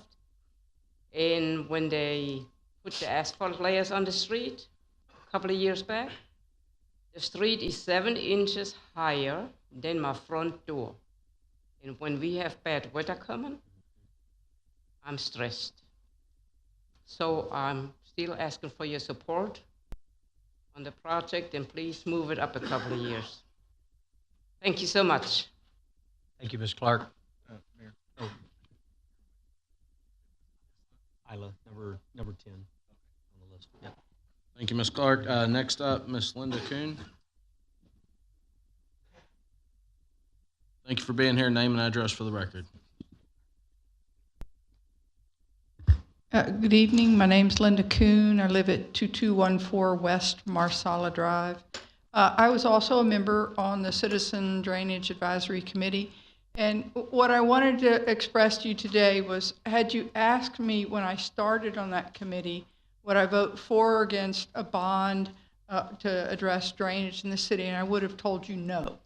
I would have voted no for a bond. And I'm here to tell you tonight that what Seth and the committee has put forward, these aren't just ones that I would vote for. They must be done.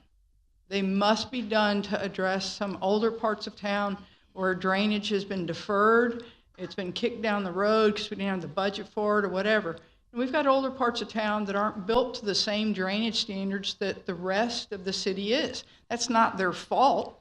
And they've been paying taxes into the city to have drainage because it's the city's job to maintain the drainage of the streets and gutters.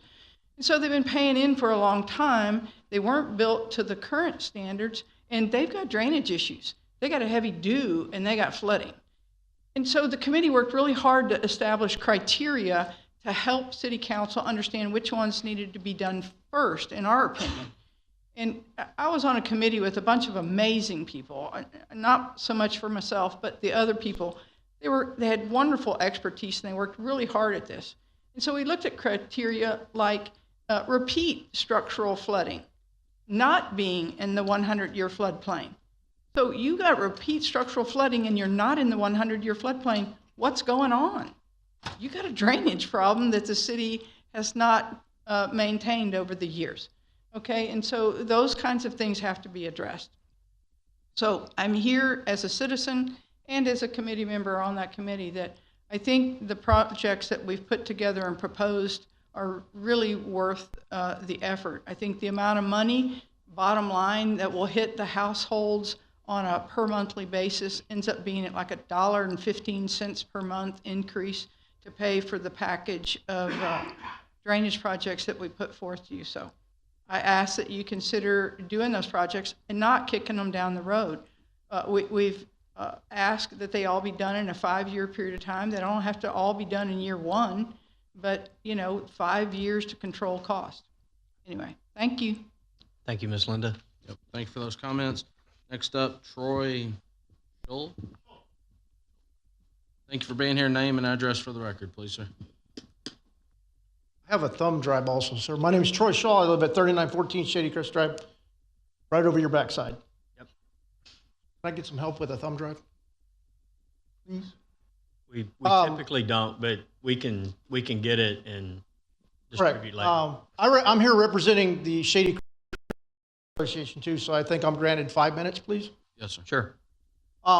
First of all, I want to thank you, City Council, Mr. Mayor, for being here and hearing our voices. I appreciate your voice. I wish I would have known about this advisory committee because I would have definitely jumped on it. Shady Crest is in the budget allotted $11.4 million. Boy, I'd like to bump that up. And I've got some videos and some pictures to show you just one property in our neighborhood. It's in here at 14.3. 14.3. Our neighborhood is probably the oldest subdivision in Pearland, according to my OG people that have lived there forever. We're built in a bowl. You have Oak Brook on one side, Mary's Creek on the other.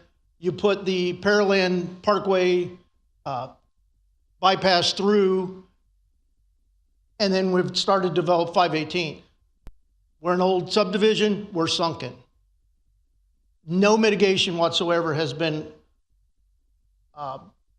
happening with our subdivision. We have no retention ponds, we have no detention ponds. We drain out. We love our neighborhood, but we need some help. Where do I go? Who's going to help me here?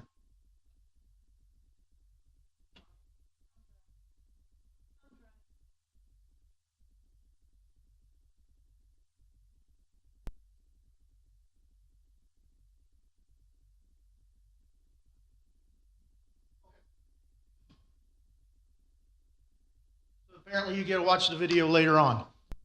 What it shows is Mr. Yanisic's front yard. I'm no hydrologist, I'm no engineer by trade or anything, but I do know that if you put a straight pipe across a road and direct it directly into his front yard, and you have massive amounts of water that come out of these two pipes, it's going to erode this young man's front yard, which it has done. I hope all this is addressed in the engineering. This is just one thing, and I hope you all will take a moment to view the video, to view the pictures of this guy's front yard. I guarantee you would have something to say to yourself if it was your front yard. And this has been, it has been an issue before. Ronnie's lived there for 30 years. It didn't used to be an issue as serious as it is today. These images are from December 30th and 31st of 2020. A moderate to light or moderate to heavy rain, not Harvey, not massive downpours, just a nice Texas storm. Please watch the video. Please keep us on your mind, and please vote yes. That's all I have to say. Thank you. Thank you for that. Thank you for being here. And we will get that sent to us. Typically, we just, if somebody's going to the podium as signed up, we don't, because it may end up being something that we need to be careful showing. So just kind of a policy that we've had here. So. But we'll get it. We get it.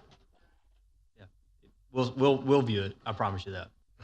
Next up, Mr. Paul Eskein.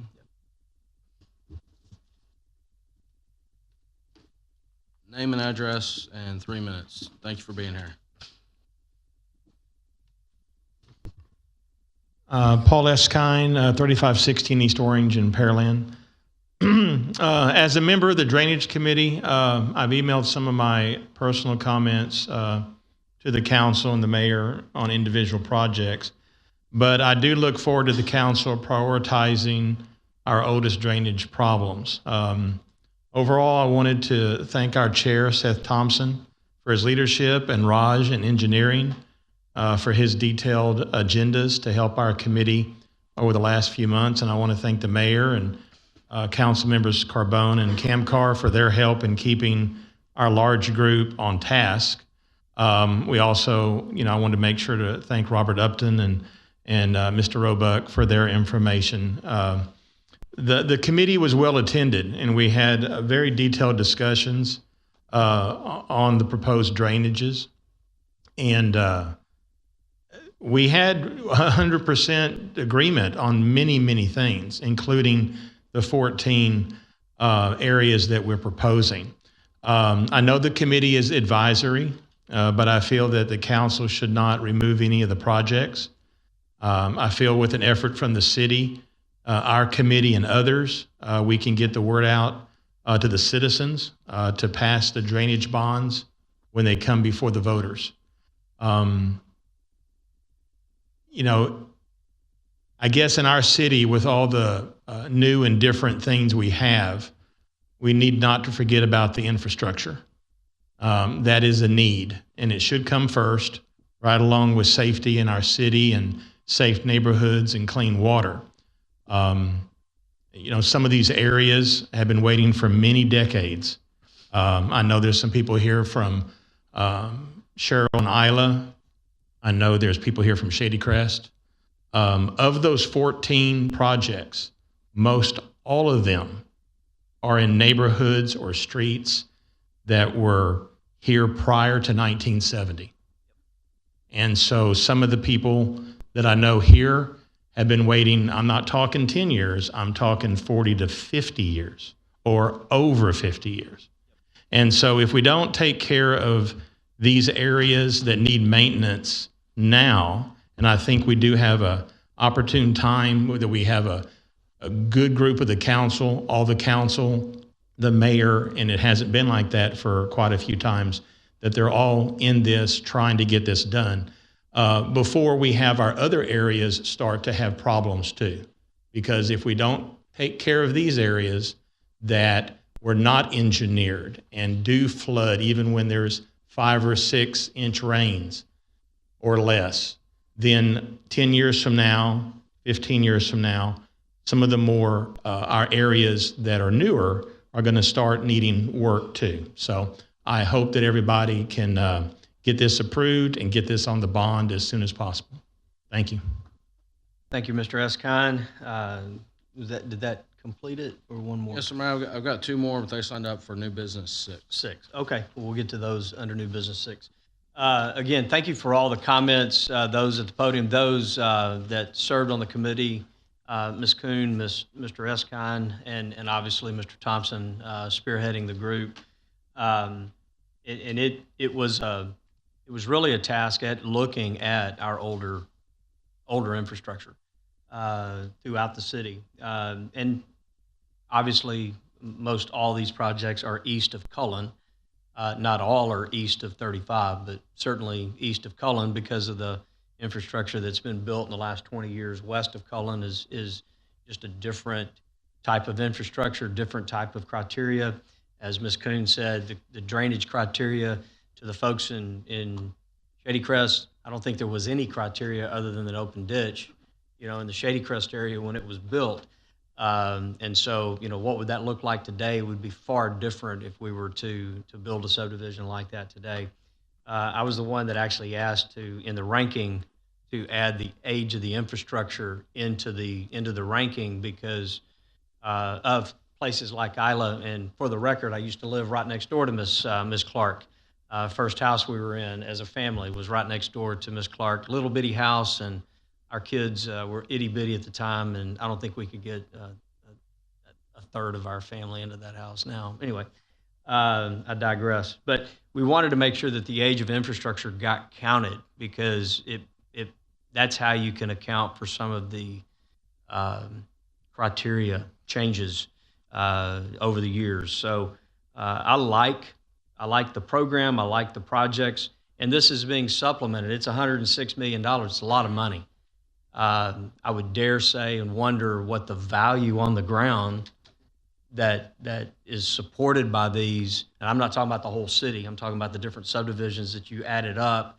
I guarantee it's far more than $106 million. So it's important that we do these things. Some of the drainage projects that have gone before now have been more regional in scope, so water can be collected and moved, and now you'll just see over time our projects have now gotten to where now we need to go internal. We have several projects from the 2019 bond program that are still working their way through. Willowcrest is one of those. It's under construction right now. Older subdivision to the west, West Lee. That project is hopefully nearing completion, soon. Again, very similar to Shady Crest over here in that open ditch type construction, and you're seeing several others. We've had over the years, we've had other subdivisions that have been retrofitted. So it's good to see that we're doing this. This particular bond program would, in my estimation, would really fast track a lot of more subdivisions rather than just one or two here. We're talking many that would get done over time. So I for one, like the program. I, for one, think this will be a big impact to not just these areas, but I say this often as we talk about East and West and new and old and all of this kind of thing. We're all in this together. Doesn't matter if you live far west or if you live far east. Doesn't matter if you're the first person, the oldest resident that's here, or if you're brand new and moved in today. Anytime we have a flood and we've got structures that go, that's a downside for our entire community. I don't care if you're high and dry and you've never flooded, your value ultimately takes a hit when we have repetitive loss flooding in our community. So I think it's important that we dig in and figure it out. And I'm hoping we can call it in 23. I think we need to look, obviously, with our budget and some of these impacts and getting some of this information that staff is putting together, making that wise decision, for May. We still have time to do that. So I'm hoping we can do that. And I'm hoping we can find that information in January so we can call that election in February for a May election. If not, maybe we move it to November if we need to bring it out just a little bit longer. But with that, I'm going to open it up for questions, from council. Would love to hear from each one of you. Members of the community, or members of the committee, so we'll start with you guys. I would say that me and Councilman Kamkar agreed quite a bit on this, shockingly. So yeah. Thanks, Paul. No, I appreciate the hard work of all the committee. Miss Linda, you had some great comments, and you are a great addition to the committee.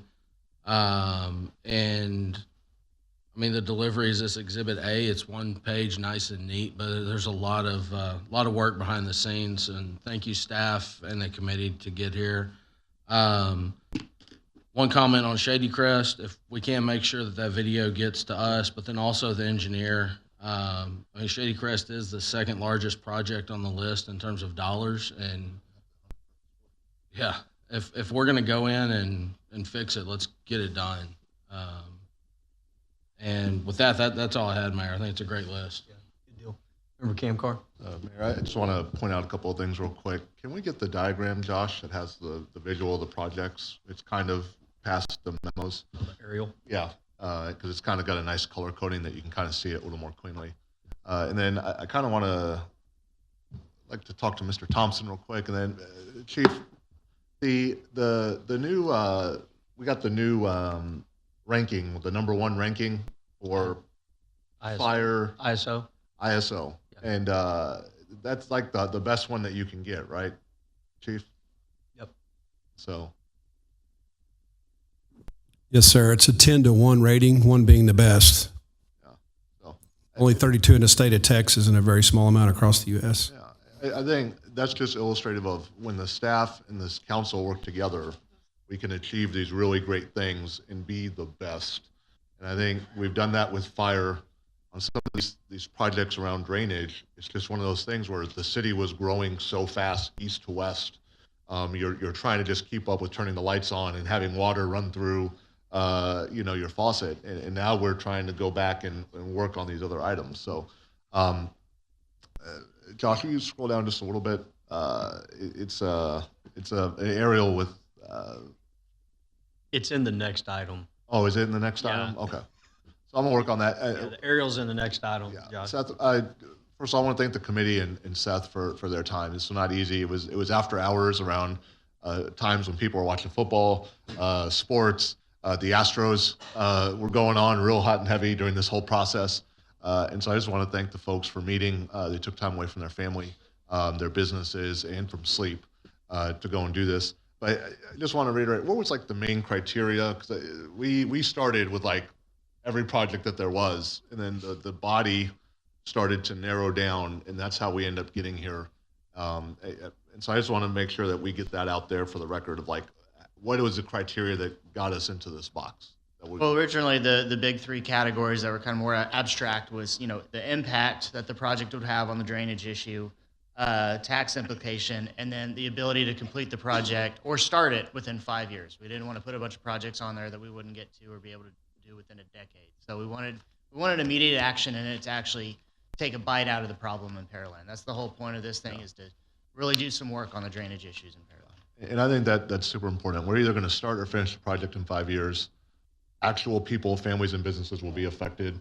It's not just a project for 30 years down the line. It's that people will feel the impacts.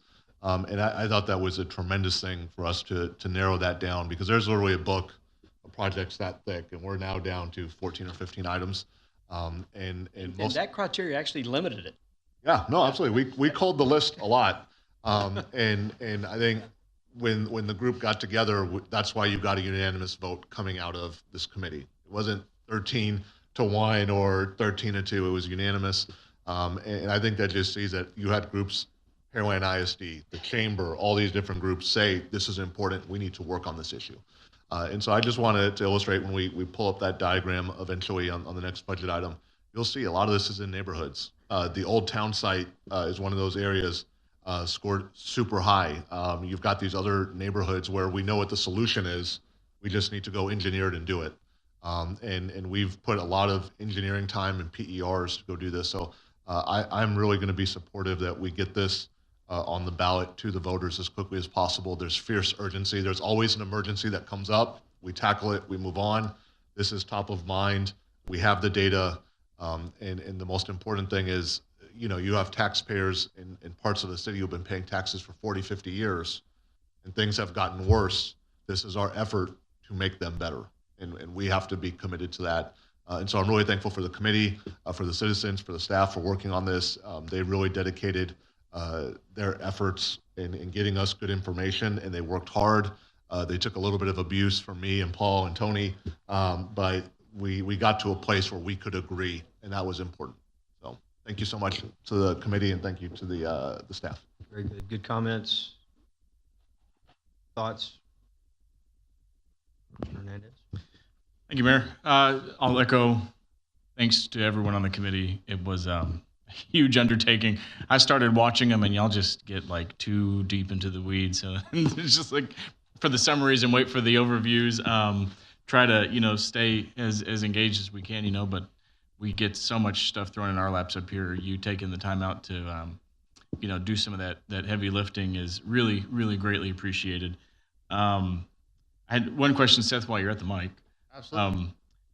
Project number 14, such a small dollar amount. I saw that the projects were adjusted for inflation, stuff like that. If we just paid cash for this or knocked it out, it's just such a weird project on this list. Just curious what the thinking was there. I will have to defer to Raj on that one. Thank you for the question. That is a small project that includes construction of 100-year overflow structure out of that cul-de-sac, Ocean Point cul-de-sac, and that is also based on Hurricane Harvey drainage assessment.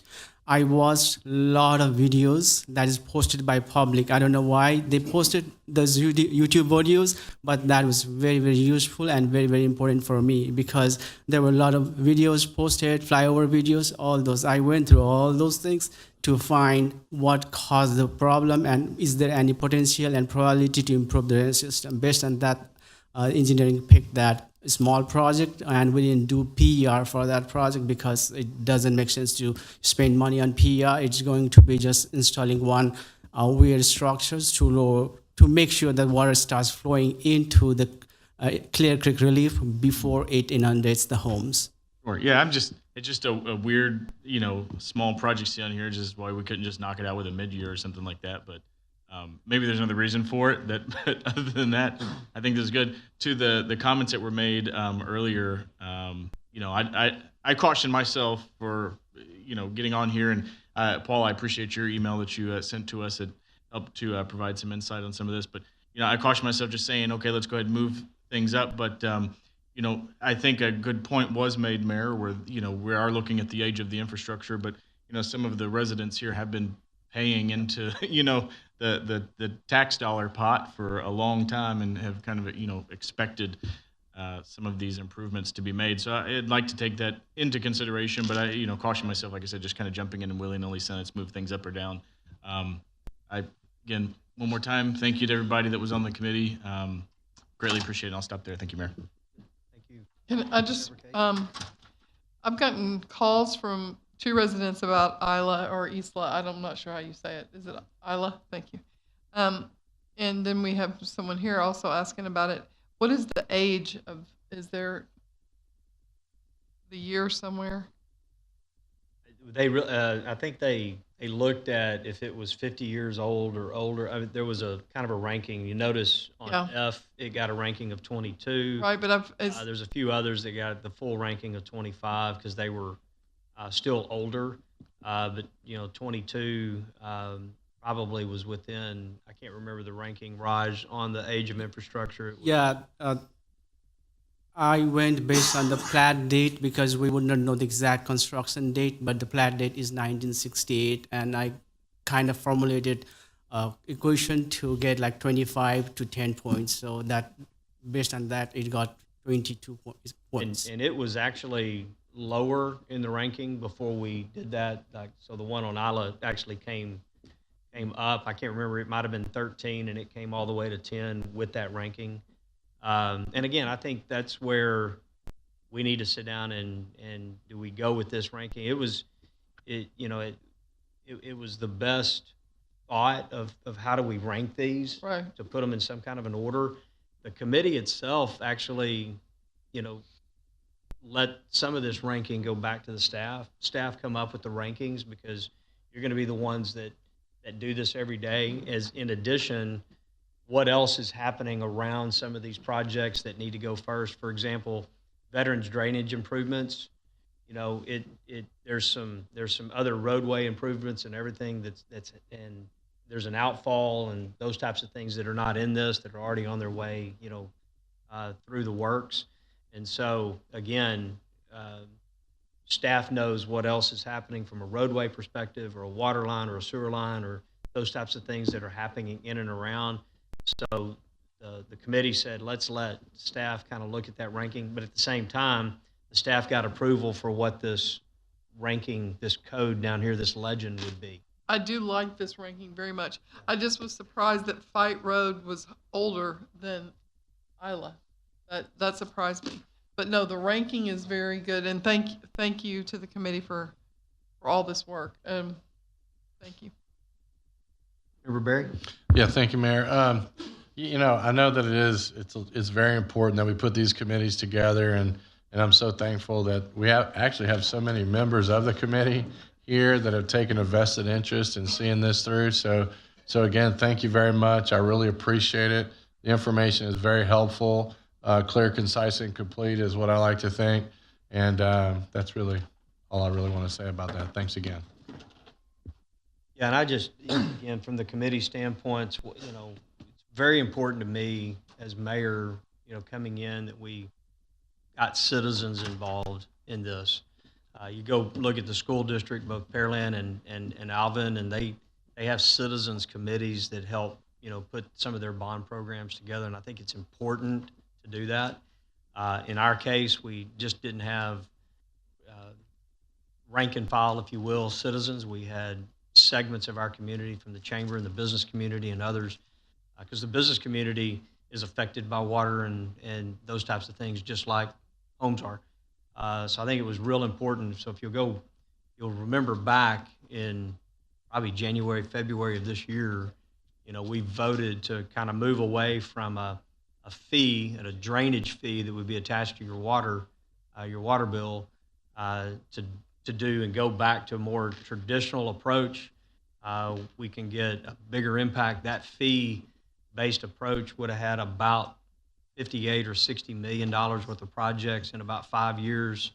Going this route, we can double that and have a bigger impact sooner than later. And the net effect on your tax bill would actually be about the same as you would have had on the other approach. And this got citizen involvement directly into it. So it was real important that we got the citizens involved in the midst of it. Seth, do you have anything further? There's no action item to be taken, obviously. No, I just wanted to take the opportunity to say thank you to the committee. I appreciate everybody's hard work on this. I know it was inconvenient at times having so many meetings, but I mean, y'all's input and conversation was amazing to have with this. The conversations we did have, it really made these projects come to life and realize that these are people's lives that we're talking about, you know, how they're being affected. If you don't have flooding issues, like I live on the west side, we haven't had much flooding issues, but hearing stories from everybody else living in the city and what they're dealing with really made these projects come to life. They're not just numbers and projects on a spreadsheet. I mean, they really mean something and there's people behind them. So, I mean, that was really the cause that we came to accept and you know, champion for the citizens of Pearland. We need to take on these projects, and we wanted to really take a bite out of the drainage issues, not just do a little bit now, kick the can down the road. We really wanted to make an impact, so that's why the committee recommended all of these projects move forward. That's good comment. Brent, you got any follow-up comments? I would like to thank the Mr. Thompson as well as the committee and our staff that worked on this as well. You know, and then also thank the council for recognizing the maintenance portion of the equation that's been discussed multiple times tonight, where we added the drainage crew and the equipment they needed to start that cycle of maintaining all of our drainage infrastructure throughout the city. So, you know, down the road, we do have the stuff that's newer now is properly maintained and is not having to go through major capital recapitalization type projects. That's a good point. We've got quite a few folks here from neighborhoods that might not have been to a lot of council meetings. What Mr. Epperson's talking about was part of the drainage fee contemplated hiring a drainage maintenance crew in addition to what we already have in our budget. And, you know, I would challenge you, if you looked out at the storm sewer, you don't see it. It's covered up. It's hidden, but it's under there. If you live in an open ditch, you can tell if your ditch is blocked because you can see it. But I would challenge you to know if our culverts or our storm sewers are blocked. You don't know, you don't want to find out when it's blocked and all of a sudden water's not draining. So this drainage crew will be segmenting the city up in basically 10 quadrants across the 10 years, systematically working its way through the city, making sure that we're literally putting a camera in. If there's an issue, we can address it and get it done. And that crew would just continue to work, you know, year after year, working its way through, and hopefully in 8 or 10 years, be all the way through the city and making that happen, and then start back over again, making sure that these versus 30, 40, or 50, well, it's never been done on a systematic approach. It's been always reactionary to when there's a problem. So we want to get and move away from reactionary to being proactive and making sure that when that storm's bearing down, it's not if, it's when, it's coming down, that we have confidence that our drainage system is working not just new drainage programs and CIP and capital, but maintenance for the long term as well. So with that, I think we're going to move to the next item. Any last comments? Great comments from everybody. I appreciate that. Again, we'll move to new business item number 6. With that, it's potential 2023 bond election, discussion on scope and funding amount. With that, turn it over to staff report. Thank you, Mayor. So this takes not only the drainage projects we just talked about, but the other identified needs that the city has, and looks at a comprehensive bond package. When we did the 2019 bond package, there was a plan that would be a 5-year package, and then in 2024 we'd look at the next package. With the drainage, the emphasis on drainage and looking at accelerating that to 23. We also wanted to look at what other projects are needed and could potentially be considered for a 23 bond package. Of course, we go back and we look at studies, needs assessments, our Parks and Recreation open space and master planning, and our traffic management plan to see what the priority projects that have been identified and been in the capital improvement program, but have been unfunded to this point. So we've got a presentation tonight that'll cover the proposed drainage projects plus these facilities, parks, and roadway projects. We'll have a quick look at the debt service rate impacts, and just a caveat on that with our tax reevaluation. We're not exactly sure where we're going to be next year with the tax rate. So these are kind of relative numbers we're looking at, but some of that may impact where we go.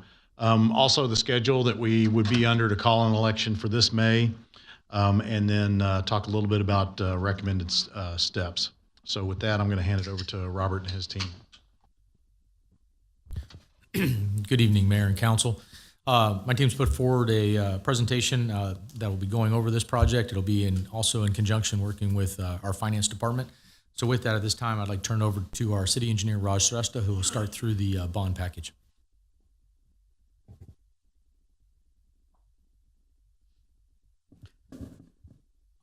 Thank you, Robert, and good evening, Mayor and Council.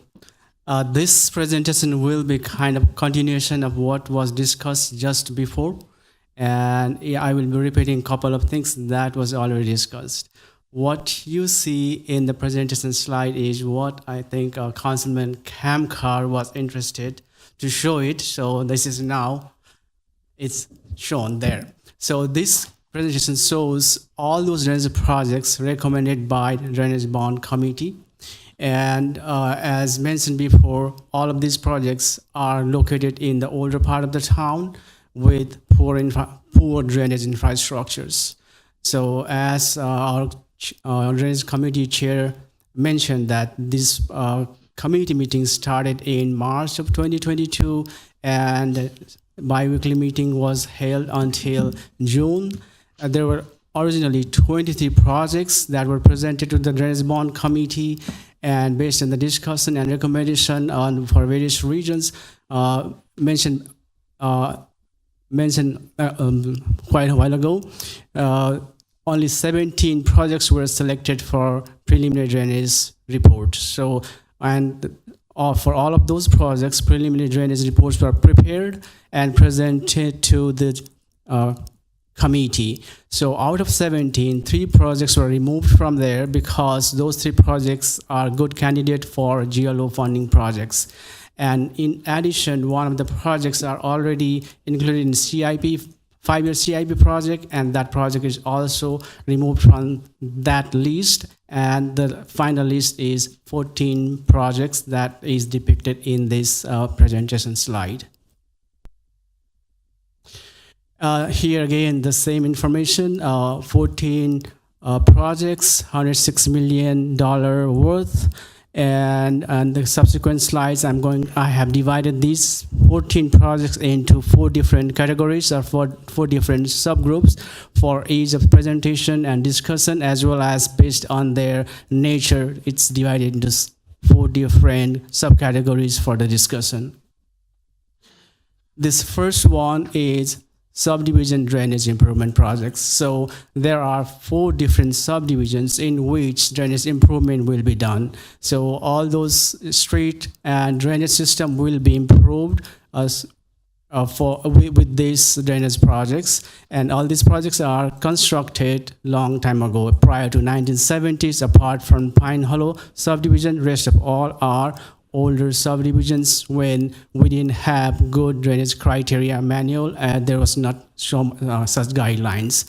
So the scope of the project includes removal of replacement of existing driveways, culverts, and regrading of the ditches, which is also constitute adjusting utilities, and 2-inch asphalt mill and overlays so that the street damage during construction is re-asphalted and look good.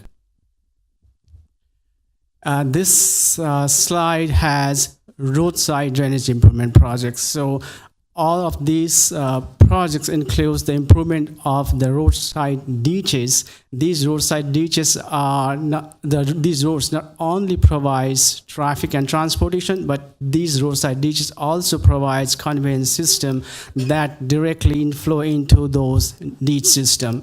So all of these streets were constructed long time ago. Again, these streets are constructed prior to 1980s and 1970s, in which when there were not much homes or commercial properties along those roadways.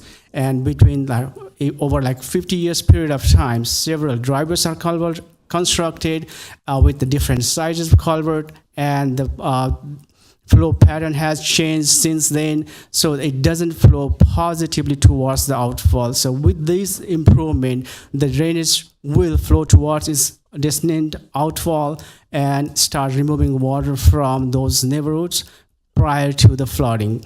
So again, these are based on repetitive loss homes, Hurricane Harvey survey, and the similar to subdivision drainage, we will be removing and replacing driveways, culverts, adjusting utilities, and also re-asphalting the top 2-inch of the roadways so it looks smooth and nice and provides good drainage system. These are 2 projects in which not only drainage, the overall roadway will be reconstructed. And this is going to be similar to what we are doing right now at Willow Crest subdivision, where we are improving the whole roadways, because it doesn't make sense in some cases to just do drainage system and come back again to redo the roadways. So based on those kind of criteria, we thought it is better to do overall reconstruction of roadway, and when Harkey roadway is reconstructed, it will be reconstructed to meet thoroughfare plan boulevard section roadway for Harkey. For all those Isla, North Galveston, and Sherrill, it will be reconstructed with curb and gutter roadways. This one is, I just put it in all the drainage improvement projects. It's not really drainage ditch improvement or detention pond improvement. So one in the west side is Saddle Creek Ranch, which I spoke earlier. We're going to do overflow structure, so the water starts spilling over into Clear Creek Relief before it starts inundating the homes. There are a couple of homes that got flooded during Hurricane Harvey, and this is also based on Hurricane Harvey assessment.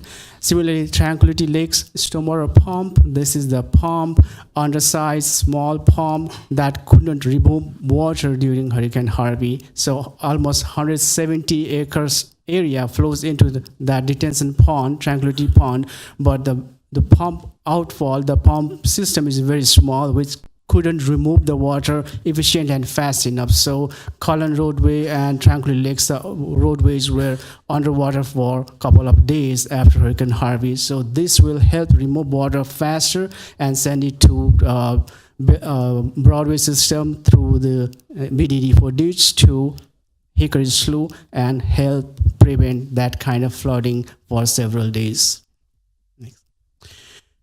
And this is the same presentation slide that was presented before. It just shows the project names, project priorities, and at the project costs are based on the project year, inflation, contingencies, engineering design. All costs are involved in the adjusted project cost, and running cost shows what would be the total cost of the project. And the total cost is $106 million. And as mentioned before, based on Drainage Committee's recommendation, a matrix was created, and that matrix was used to prioritize the projects. So based on that priority, there are like 1 to 14. One odd thing that you can see here is priority number 5 goes over priority number 1, because priority number to happen priority 1, we have to make sure that downstream segment is constructed prior to Old Town site. So it will create the path and conveyance system for priority ranking number 1. That's why it is moved up. This is last presentation from my side. It shows all those GLO drainage projects identified and presented earlier by Joel. Joel and engineering worked together to identify these projects. And there are 5 projects in the list. It's already discussed before. And one of the projects that you can see overlapped here is Hatfield Road drainage. So it was added last week because when we were working together to come up with the cost, how much balance we have, we were able to include this in GLO projects. So if it gets done, then we will have additional funding for drainage bond projects, and we can do future drainage projects with that funds. But I didn't want to change that recommended by the committee, so I just added this one here. So if we can be done, then it was good here. This is the end of my presentation, and I'll turn it over to our project assistant director, Jamison. Thank you. Before we move on, why don't we take scope questions and comments, kind of each section. That way, we're not going through every single one of these and coming back. So I know we just had a drainage component, but anybody has any scope questions and comments on drainage before we move to facilities, then we can kind of go through that. Anybody have any? I know you have a question on the scope you'd like to offer up. Thanks, Mayor. Just back to what I said earlier about that project number 14. It just seems easy enough to drop it from this list and throw it on a future budget, next year's budget or whatever. Or if we've got extra funding, it's just a small amount. And 3-4 years out, adjusting for inflation, it seems like it'd be even less than $100,000 according to the write-up. Any thoughts on that? Sure. So, Councilman Hernandez, just to clarify the question, that's with regards to the overflow drain associated with the cul-de-sac. One of those items too is that since it would be for our budgeting request, it would be requested as a supplemental. So if there is no funding associated with that, or if there's not enough funding at the end of the day when it doesn't get ranked as a supplemental to the budgetary process versus an O&M because of the value that's there, it's over 10,000. Then it may or may not be approved as we go through that budgeting process. There may be other needs greater in other departments and other areas within the city that would then take any excess funding that would be available that comes through. So our recommendation one is the best opportunity to do that is through the capital improvement program. Those that are over $100,000 in value would be supplemented in the capital improvement program, and therefore that is why we made that recommendation. Okay, I just see it as something that we could probably get done in the next year or so, but I mean, no one else has that direction. And since the staff presentation is fairly lengthy, going through each one of the different programs, let's go ahead and have the 2 citizens that signed up to speak offer their comments up, and then we'll come back and, like I said, we'll go section next is facilities. We get to the end, we'll open up for any comments on scope. Thank you, Mayor. They both registered to speak on drainage. I think it's okay. Good, perfect timing. First up, Mr. Don Smith. If you would go to the podium and give us your name, address, and looks like you are the president of Bella Vita. So we'll put 5 minutes on the clock for you. Thank you for being here. Good evening, Mayor and council members. My name is Don Smith. I live at 1502 South Primavera. I am the president of the Bella Vita HOA. The time has come to upgrade and expand the drainage systems of our city. Yes, we spoke to you in February on behalf of the Bella Vita HOA in opposition to the drainage fee funding option, but we never opposed the drainage project itself. At that time, we spoke in favor of a bond drainage project as the funding source alternative. The mayor and the city council listened to us and many other citizens and business entities and opted to consider the bond drainage project. So today we speak in support of the bond drainage project. I personally have never heard anyone state that a good drainage and flood control system within a city is not necessary. With that as my premise, it requires significant resources, financial and human, just to bring a project of this magnitude to the point of a decision. I am confident in the city leadership, staff, and elected, with citizen participation, that the bond drainage package is well thought out, maximizes capital investment value, and is prioritized to accommodate the areas of the city with the most immediate need. Not only do I support the bond drainage project, I believe it is in the best interest of the city and the citizens to move forward with a sense of urgency, primarily to address the obvious immediate need, but also to mitigate the inevitable cost increases associated with delay. Pearland is a relatively large city. There are now and there will be many distractions. This is true with all businesses, municipalities, and even HOAs.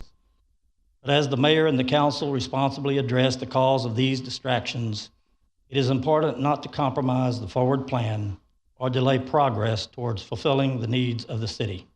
Thank you. Thank you for those comments. Next up, Ms. Connie Harry. Thank you for being here. If you would give us your name and address for the record.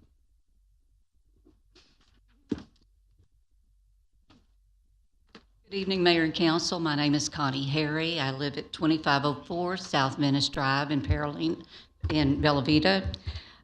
First, I would like to commend the action of this council to address the internal problems that have occurred that have been very well publicized. I have confidence that this council is taking the affirmative steps to avoid a continuation or a repeat. I'm going to digress for just a minute to your discussion on the budget. Having worked in the private and public sector, I've dealt with budgets over a period of years. I am retired now. Thankfully, I only work for Bella Vita for no salary. But as I was told by a CFO at one time, when you go to your employees and ask them to cut across the board, you need to tell them, not now, not never. So all you're asking is the tightening of the belt. But you know that Bella Vita has had a strong presence on several occasions here. We filled the council chambers for you. And so we are very concerned about the drainage issues. We oppose the drainage fee that was originally on your docket back in February, but as Don Smith alluded to, we were in support of proposed, excuse me, I'm ad-libbing here, the project that you're supporting at this time. We would like to see this advanced forward to be put on the ballot in May so that this would progress as quickly as possible. It is the responsibility of you as council to take care of the drainage issues that affect our city, and there are some very serious, especially in some of the older communities. It's your responsibility to help us as residents to get the word out so that the voters will approve this when it is put before them. We all know that it's not a matter of if we have another flooding event, but it's when it occurs. I wish you all a very Merry Christmas and a good night. Thank you. Thank you for those comments. All right, with that, any other questions, comments on drainage before we move forward on the scope? I know we just had the comment there, so wanted to break it up. With that, we'll just continue on with facilities.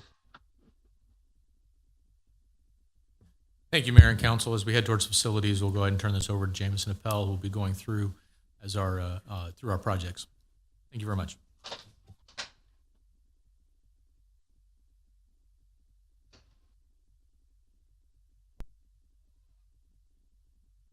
One second, my computer's turned off here. So to expand on what Trent was saying, a more encompassing approach. A more encompassing approach to the drainage bond. So we have a couple other project disciplines on here: facilities, streets, and parks. So some of the facilities. Oh, I don't have my notes.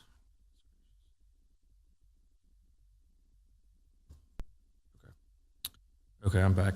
So on the facilities here, we have Fire Station 7. So this is a similar size to the Fire Station 4 that we just put into operation. So about 14,300 square feet is what we're looking at, another 4-bay facility located over there on Bailey Road, right after the Bailey Bridge before the rec center. So staff is currently working to finish the PER. But the price that you see is from the PER. So along with the bond projects, the drainage projects, in the past several months, we've been working on other PERs. So I'll mention when you see these lists of project names and values, which ones are in the PER, or which OPC was created from a PER and which was not. So another facility project that we are working on a PER on now, but don't exactly have the cost yet, is the public safety firearms range facility, as well as the public safety training track. So as of now, we're finishing up some environmental, as that 60-acre lot parcel has had some landfill activity on in the past. So once we can vet that a little bit further, and we can get better figured out our constructability efforts, and we'll have the OPCC for that as well. The other two projects on the facility were the fire admin parking lot, and that's to replace some of the deterioration of the concrete over there, as well as add more spaces. And when we add those more spaces, we'll also have to conform to the UDC and bring that back up into compliance with landscaping and such. The training phase, this is training phase 2. So that includes some trench rescue, some confined space rescue, hazmat handling, liquid petroleum firefighting, and it also includes a classroom and a storage building. So there was no PER done for these, so these prices are from figures created by the city earlier. On the parks, here we have the parks map. You can see the different locations of the parks. The trail up there is part of the Clear Creek Master Plan, and then Hickory Slough and Independence, as well as the Centennial Park restrooms. So the city's currently doing PERs on 2 of the parks. That's Hickory Slough Sportsplex Phase 2 and Independence. So the cost you see in this figure up here for those 2 projects are recent, as in the last several weeks that these numbers came in for estimates for that work, even though they have not been finalized yet. So those are still subject to change, but that is about where we are right now. So the Hickory Slough project is a build out. We still would need to complete the rest of the detention area out there at Hughes Ranch Complex, but this would add 6 more sports fields as well as parking, and the fields would be a combination of turf and synthetic that we can get a lot more use out of. All right, let's get some thoughts and comments on both facilities and parks. Scope here, open it up to council for questions and comments. Member Carbone. Yep. Thank you, Mayor. In regards to facilities, thank you to staff for pulling this together. In the past, I think COs would have been issued for most, if not all, these, and so I'm glad that we're wrapping it into a bond referendum so we can get the support of the public. Thank you. Good deal. Member Camcar. Can we pull up the facilities item? For the, Jameson, you spoke about public safety range and the driver track. Can you just give me some line of sight of where we are? I know a PAR is in process and they're working through site conditions, but will we have some level of definitive? I thought an architect had been engaged on some level. Can I get a little more definitiveness on where we are? Yes, so an architect has been engaged. We've gone through the programming with the architect. We did a phase 2 environmental study with Berg Oliver, and that was in a generalized area of the 60-acre parcel. Most of that 60-acre parcel that we bored and looked into does have some layers of trash going down to about 20 feet. So we have an amendment to Berg Oliver's contract. They're going back out there next week to bore some areas that look as though they were never affected by landfill activities. So we should have that report back by towards the end of January. Once we see what we have there, we have the architect, another geotech, and a surveyor on standby so we can move forward. Where we're going back now is the basically adjacent to the road. There's a good 20, 30 acres there. So we'll have to wait and see, but we're optimistic that we can still move forward. If we get a reasonable outcome out of those additional borings, can we move forward and have enough line of sight on cost to put something on the ballot? Or the February? Yes. So we've already looked at some site plans. So we could, if that land is usable, we could probably pull together some cost estimates relatively quickly. The problem is the constructability of the area. We don't know. There's different TCEQ regulations and things that obviously would raise the price of the construction exponentially. So we really have to vet those out before we could tie down any type of figure. I would just like to see Officer Ibarra is here, and he's been assisting on the police side. So if we can get further line of sight, I'd like to support and push that forward. We can't do everything at one time. I'm just kind of, I would be happy with either of the public safety items, but we need everything that we can get. But obviously we've done a lot, but that is something that's a real priority if we want to be the leader on some of these issues, especially in public safety with augmenting our academy that we're building and developing up. I think that's part of that. So I would be supportive to that extent. Any other questions, comments on proposed facilities and parks? Council? Member Hernandez? Thank you, Mayor. I guess echo what Councilmember Kamkar said. I'm just a little hesitant on that, so I'm curious to see what we get back. So if you could just clarify that timeline a little bit more. You think we'll have something next month on it's kind of preliminary numbers ahead of us trying to vote on whether or not to put this in the bond package? Specifically for the track and the facility? Yes, sir.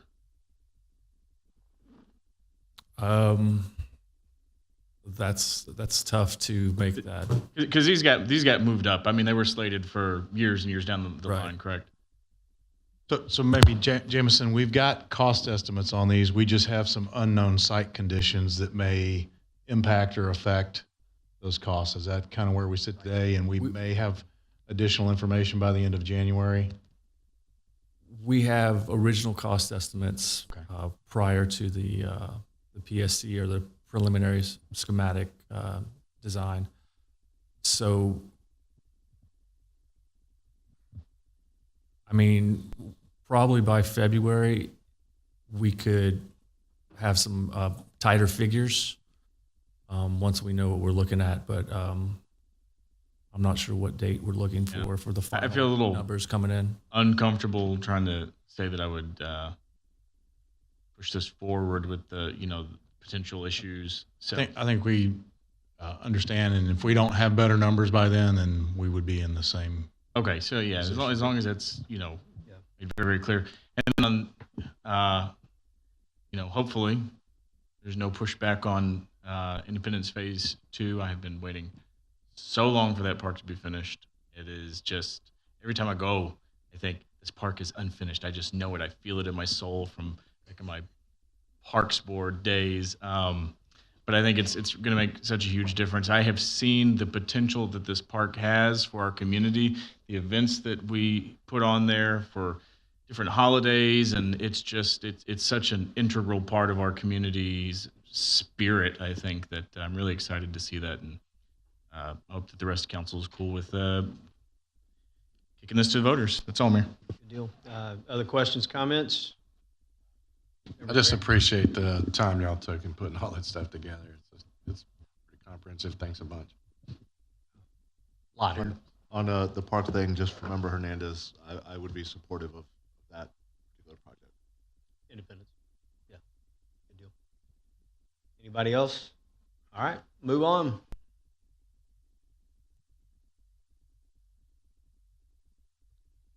Okay, so the streets, we have 4 streets on here. All of these were, go ahead and go to the next one. Were recently finished up in a PER. So except the concrete sidewalk gaps replacement, that is a reoccurring yearly figure.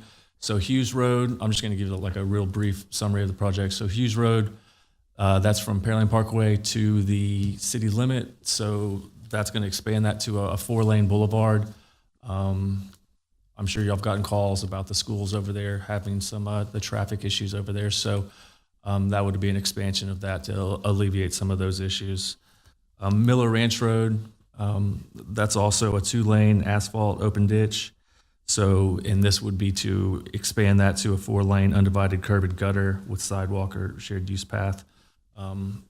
So that's a heavily used north and south ditch. North and south roadway that's not really compatible for what it's used for right now.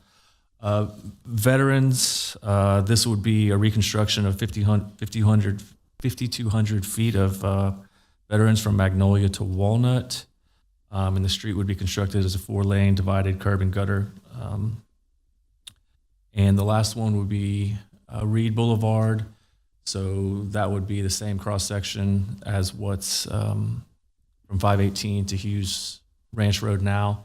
So this would be the next section that would be Reed to McCard. Okay. And the sidewalk replacement, that's just a systematic replacement of sidewalk based on some sidewalk gap analysis, kind of clean up some of the areas around the city. All right, so we'll open this up. I got a couple of questions. Trent, do any of these qualify for TIP money? Go on the TIP? So we've submitted, I believe, probably all of these in the past for the TIP, and we'll look again this spring, expecting a call for projects. I think we'll probably look at these against the criteria and make a good decision on which projects we have that'll score the best. But it's likely we'd look at these again, put those into the TIP call and see if we're able to get 80% funding on those. What was the criteria used? Because obviously we have a lot of north-south roads. We've been doing a lot of east-west boulevards, major infrastructure. Now we need to come back and systematically on all these north and south, I guess, minor thoroughfares or collector, type streets and put some attention into it. What was the criteria used here?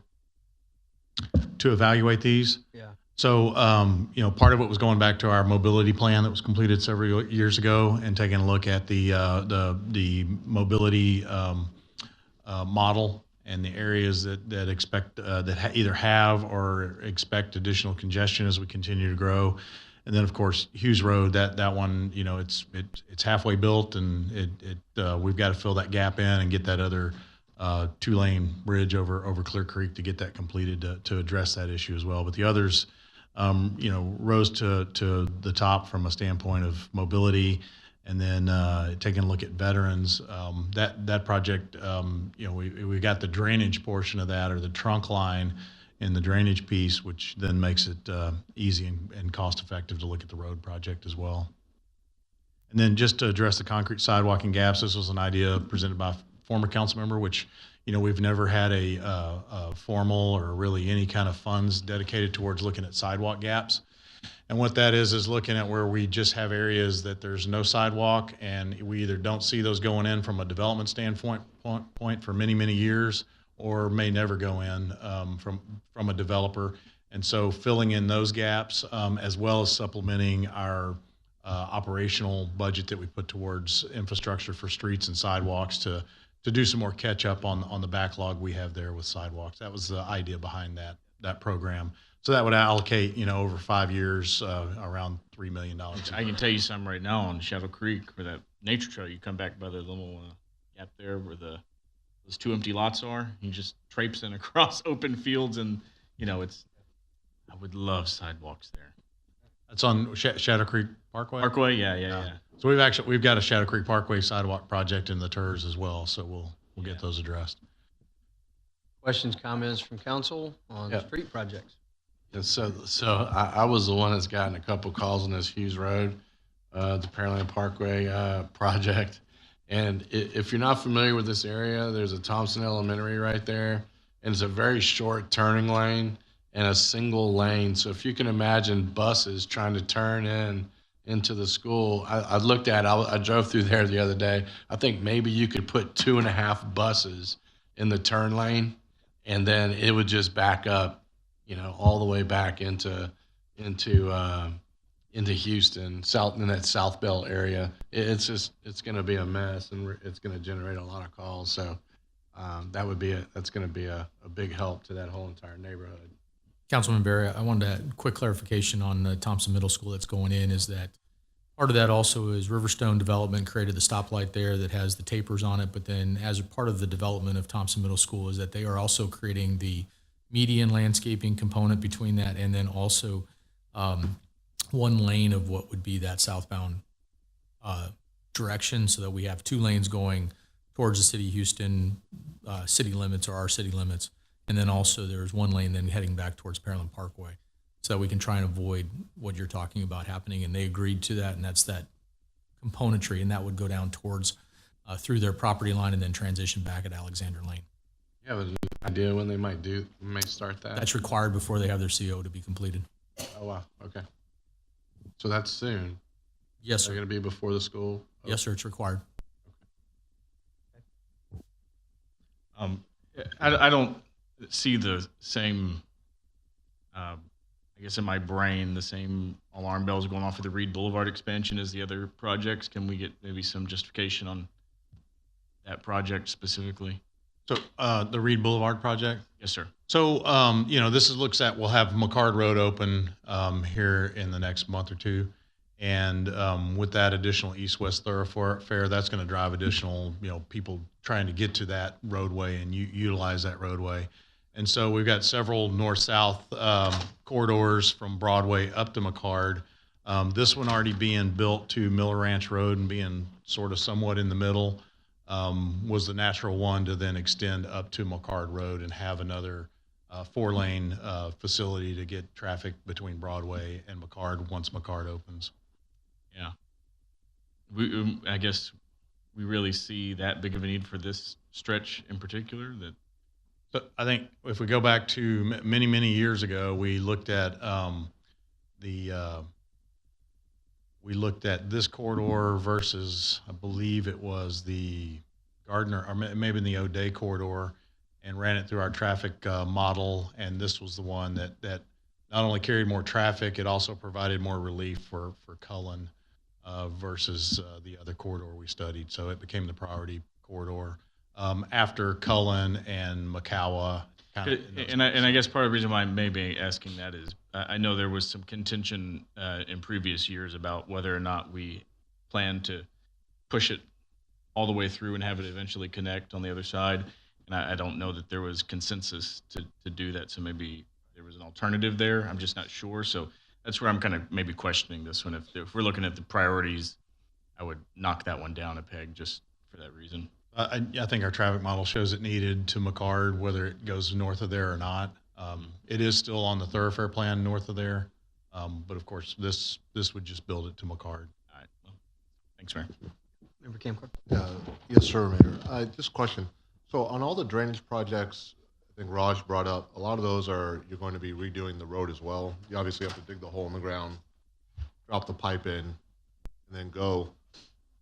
None of these projects overlap that portion. These are just straight ahead road projects. Veterans. Veterans would be the only one, Councilman Kamkar, that would overlap because of the drainage component. We can do it on the outsides because of the amount of right-of-way that we already have, and the fact that the roadside ditches are further outside of that road right-of-way, and also that the componentry of the drainage component is from Walnut down to Mary's Creek. Right. This is the whole componentry from Walnut all the way down to Magnolia. I knew that some of those were in that scenario. So obviously the veterans one, if that goes, that has overlap, dual use, takes care of two problems in one time. So I kind of understand where Member Hernandez is. There's a lot of parts of part of our state that need to be redone on roadside. For us, it's when does it become expensive? Is tearing things up, digging a hole if we can get out front of it. But I would still prioritize drainage. But it's nice that we have at least one project that hits both of those prongs in a high traffic area. Any other questions, Member Carbone? I would say next time this comes back, if you can show us those models, because I remember having these discussions, and once you show the model with McCard open and the traffic flows up Cullen, that discussion in my mind made a lot of sense with why we need Reed pushed up to McCard. So next time we see this again, I think that'd be great information to run through.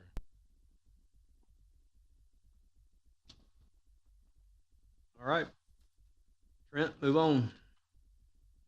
All right, I believe Eric is going to cover the next few slides on the debt service impacts, and then I'll wrap it up and we can continue the conversation. Thank you.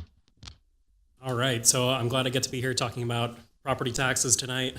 I was worried I wasn't going to get to say anything. General obligation bonds, as you all know, are voted on by the public. Anytime we vote on something for these, if they don't pass, it's a 3-year window where we will not be able to issue COs for them. Not the end of the world, just want to make sure you're all aware of that. They'll be secured by property taxes, and we are required by law to issue a tax levy that brings in enough money to pay for that debt service.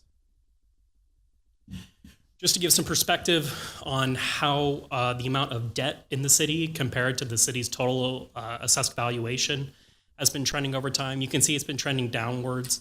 The darker green line, when it splits out there, is including the TERS debt. The lighter green line is not including TERS debt. The chart on the left shows the projected debt to AV rates not including any of the debt packages. The one on the right includes the mid-level debt package to kind of give you an idea of when this amount would peak and how it changes sort of the curve. Overall, you can see the debt to AV has been coming down as the city continues to grow in assessed value. Next slide. Recap of where we're at with the bond agency ratings. Fitch, we're AA, Moody's, A2. These are the most recent ratings we have available. Next slide. So this is the meat of the finance slides here. This comes from our financial advisor. We asked them to run a scenario for us for each of the packages. So you can see on the left the fiscal year, then the tax year. The tax year is just always a year behind us. That's just the way the government does it. You can see the assessed valuation growth as it's built into the model. This is a conservative model, so you can see it's 5%, then 4%. It goes down over time. So that current CIP column is key to understanding this. That's the existing CIP. Is we're planning to issue debt over the next several years for the 5-year CIP. How that'll play out through 2031 in terms of the debt service rate. So essentially these packages, either of them would add a debt service amount on top of the current CIP amount, or where we plan on the CIP amount being. To put it in context, you can see my note over there to the right in the $145 million package. If you compare FY25, that 0.3925 to the CIP's column, which is 0.3825, that's essentially 1 penny, 1 cent different on the tax rate. So that's kind of how you can interpret this chart, is how much over the current CIP is it going to cost? You can also see the max rates, the projected tax rate increase, as well as the projected tax rate increase from the max rate. Next slide. In January, we will be completing the final selection of projects. Am I doing this? I can. I can handle it right. All right. So, sure. You insist, Trent. So our schedule moving forward, January, we would come back and really have to have those discussions on which projects to include in a package or not, what the overall size of that package is, and work through that through January, early February. And then our last opportunity for council action, putting these on the ballot in May, would be at our February 13th council meeting. That puts us. That would put the bond election on May 6th, and assuming our citizens want to move forward with the bond package, we would be ready to begin starting the design on many of the projects as early as July and throughout the rest of the year. And then we'd be looking at, we do an intent to reimburse like we always do each fall for our CIP, and look at the first bond sale in June of 2024. So then kind of conclusions, one of the things I want to point out and make sure, so we've got the 5 drainage projects that we discussed that we'll be able to do with the $14 million from the GLO to start those in 23. We're able to start those whether we do a bond package or not, go ahead and get those projects started. And then it also includes the final drainage project from the 2019 bond package, which is the second half of the Hickory Slough detention facility where we have the soccer complex. One of the things that hopefully we can get some clarity on over the rest of this month and early January is on the tax reevaluation issue and what implications it has on our debt service rate as well as our O&M rate moving forward. That's kind of the unknown we have in front of us. That's got, I'd say, just has us pausing a little bit to see if we can understand that better. You saw the implications of the bond package on the debt service rate, and it's not a whole lot above and beyond what our current CIP is, but you also saw that moving from this year to next year, there's a pretty large jump in the debt service side of the rate. That's a correction for what we set the rate at this year and the reevaluation issue. So, as one alternative that we could potentially look at, we do have the 5 drainage projects with the GLO and the 2019 package. If we were to pause and look at a later referendum date, we could start to move forward with some of the priority projects. And there's of the drainage, the 14 drainage projects recommended by the committee. There's 2 of them that would start design in 2023 with construction in 24. So if we were to wait on a referendum, we could sell some COs to start the design on those projects this year. And then assuming that the bond passes next year, once we have a better understanding of everything, we could roll right into construction. It really doesn't delay the overall package. And it would give us some clarity on things. But that's an option. We can also, look at the option of continuing to see where we are in January, prioritize the projects, and move forward this May as well. So with that, Mayor, I'll hand it back to you and Council for discussion. Thank you. All right, open it up to Council for any final thoughts on this discussion. Real quick question, Mayor. Trent, if we had these 5 projects start, right, we have the money, the funds coming in for this already.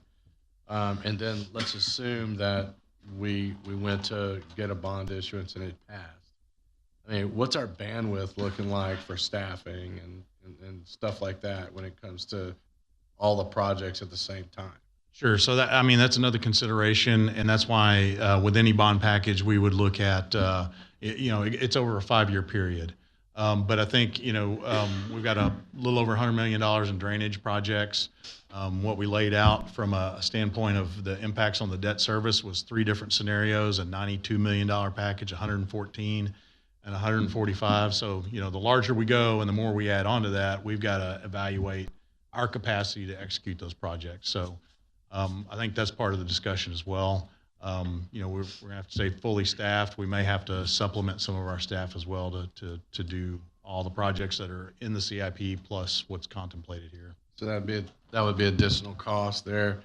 And so we have this 5-year time, this window of opportunity to get these projects done, right? So I guess have you done any analysis to see what our max bond size could possibly be? That we can handle with our. That you can handle? Yeah, so I know Robert and his staff went through a lot of that when looking at the drainage package, so maybe he can speak a little bit to our capacity to handle the full drainage package and anything beyond that. Mr. Epperson, thank you. Councilman Berry, is that we did spend quite a bit of time and working with Jameson and his team. And one of the concerns that have been is that, as we are with staff turnover or time that we are taking to fill positions, those positions are starting to be fully filled now so that Jameson and his team can start reallocating that work, getting the appropriate size, number of projects to each one. As long as we stay looking at a 5-year, or potentially, what I will say is also taking a look if we're going to add facilities and parks and all of this as a large bond package, is maybe taking a look at 6 years to get everything completed, because you add facilities in, those add some more time and some more challenges. We are starting to see some projects that we've been working on for a while start to roll off, such as McCard Road. As we take a look at John Hartgrove, that wastewater plant will then be coming off the books. So we have to balance between a lot of those. I think the capacity is there, but it comes down to strategically looking at when we start these off and realizing, as Mr. Seth stated too, and we talked about in the Drainage Bond Committee, is not trying to start them all at once. They need to be bitten off, and taking a look at the organization that Jameson and his team have done, of taking a look at our schedule, looking at our staff, what their abilities and capabilities are. When I say that, is how much capacity do they have, is why there's maybe 2 drainage projects done in 1 year, 2 the next year, 3 the next year, rolling into construction and working with those construction managers that we have on staff as well, as their load is relinquishing from when projects are completed too. So I know I kind of roundabout a way, is that we believe we have the staff in there, but if we push to move things forward faster, then that's going to be in that realization that additional staff, either outsourcing or supplementing, would need to be happening.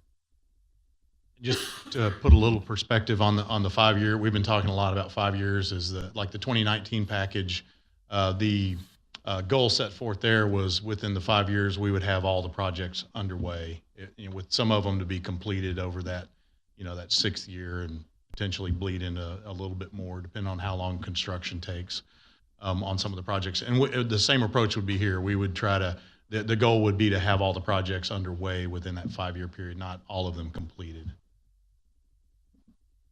Mr. Epperson started incomplete. I just wanted to add, I'm sorry, Mayor, I just wanted to add one thing to Mr. Epperson's statement, is that the team has done an excellent job in moving those forward on 2019, is where we're only down to just a couple projects left, and we're within the 5-year window of getting all those projects out to bid.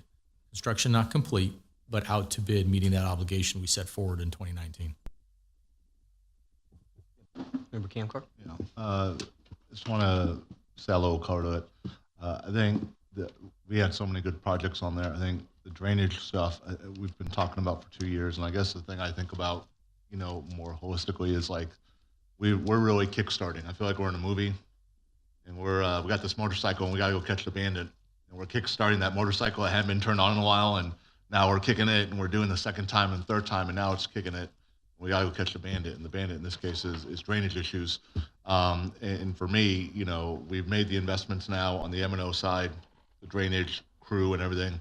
And this is just kickstarting that effort. I think the mayor may have pointed out, a tranche of these communities get done, and then you go down further to the west, the next tranche comes in 25, 26, whenever that may be. But this is something doable, and I think, and this is prior to some of the new members coming on, but in February, when we looked at this for your committee and going down the bond package, the number that we came was 90, 120, and 150, and those ranges were 5 1,000ths of a cent up to 7 1,000ths of a cent, and that was just the drainage items. And that's opposed selling $20 million a year for the next, and we may not do that. We may do 10, the first year, 15. But I do think we have the capacity. I think we have to have an honest discussion of what it is. I mean, it feels like we're ramping up in some places, and we have some of these communities that are getting these 100 scores, these 90 scores, that the need is clear and glaring. I'm willing to look at the drainage as provided by the committee, since it came out unanimously. And if we want to add in a facility item, a road item, the veterans one making the most sense because it overlaps, I would like to do so. I think if the citizens vote and they say that they want to support that, I think we just want to go with their wishes. But we've already had a group of citizens say this is something they really cared about, and we've already spent a significant amount of dollars. And so I'm willing to augment, and it sounds like we have capacity. So those are my comments. Very good. Any other questions, comments? All right. With that, very good discussion. Obviously, more to come. Kind of can't wait till we have this other exercise to really, hopefully, get a better picture of where we're at. And So, Mr. Mayor, just kind of to wrap up, it sounds like that there's a desire to continue this process moving forward with looking at a package in May. So I think we heard a little bit on the priority of the non-drainage projects. So I think when we come back, we can kind of take a look at that and what a package would look like, and at the same time, we'll see where we can add clarity on the tax rate as well. So we have a whole picture moving. I think we have to. Yeah, I think we have to continue it. Let's get better information on the effects of this, and I think it'll become clearer as we get that exactly what to do, which I think will be good. I think it'd be great if we can go in May. I just want to make a wise choice. I want to thank our staff as well. They've been working fast and furious to create to get all these PERs either completed or so close to completion. We've got good cost estimates, and it's been a lot of work over the last few months. So I want to thank all of them for that. Yeah, great staff by all, Jameson and your crew, everybody in the projects. What you guys have been putting together has been good. So, so with that, we're going to move forward in our agenda. Matters removed from consent agenda, there were none. Other business, there was none. Mayor, council issues for city council, there were none. Now moving into executive session under Texas Government Code Section 551.074, personnel matters, as well as Section 551.071, consultation with our attorney. At this time, we'll recess into exec session at 9:23.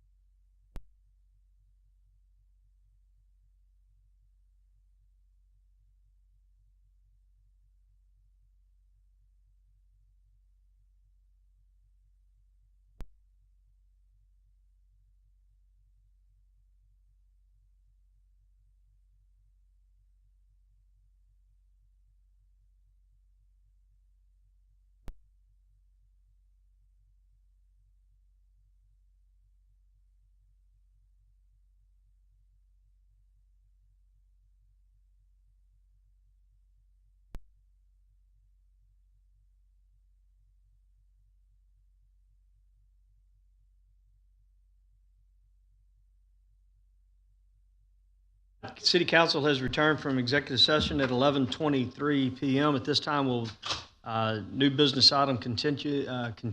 Item number 7 will take no action. With that, we'll move to adjournment at 11:23.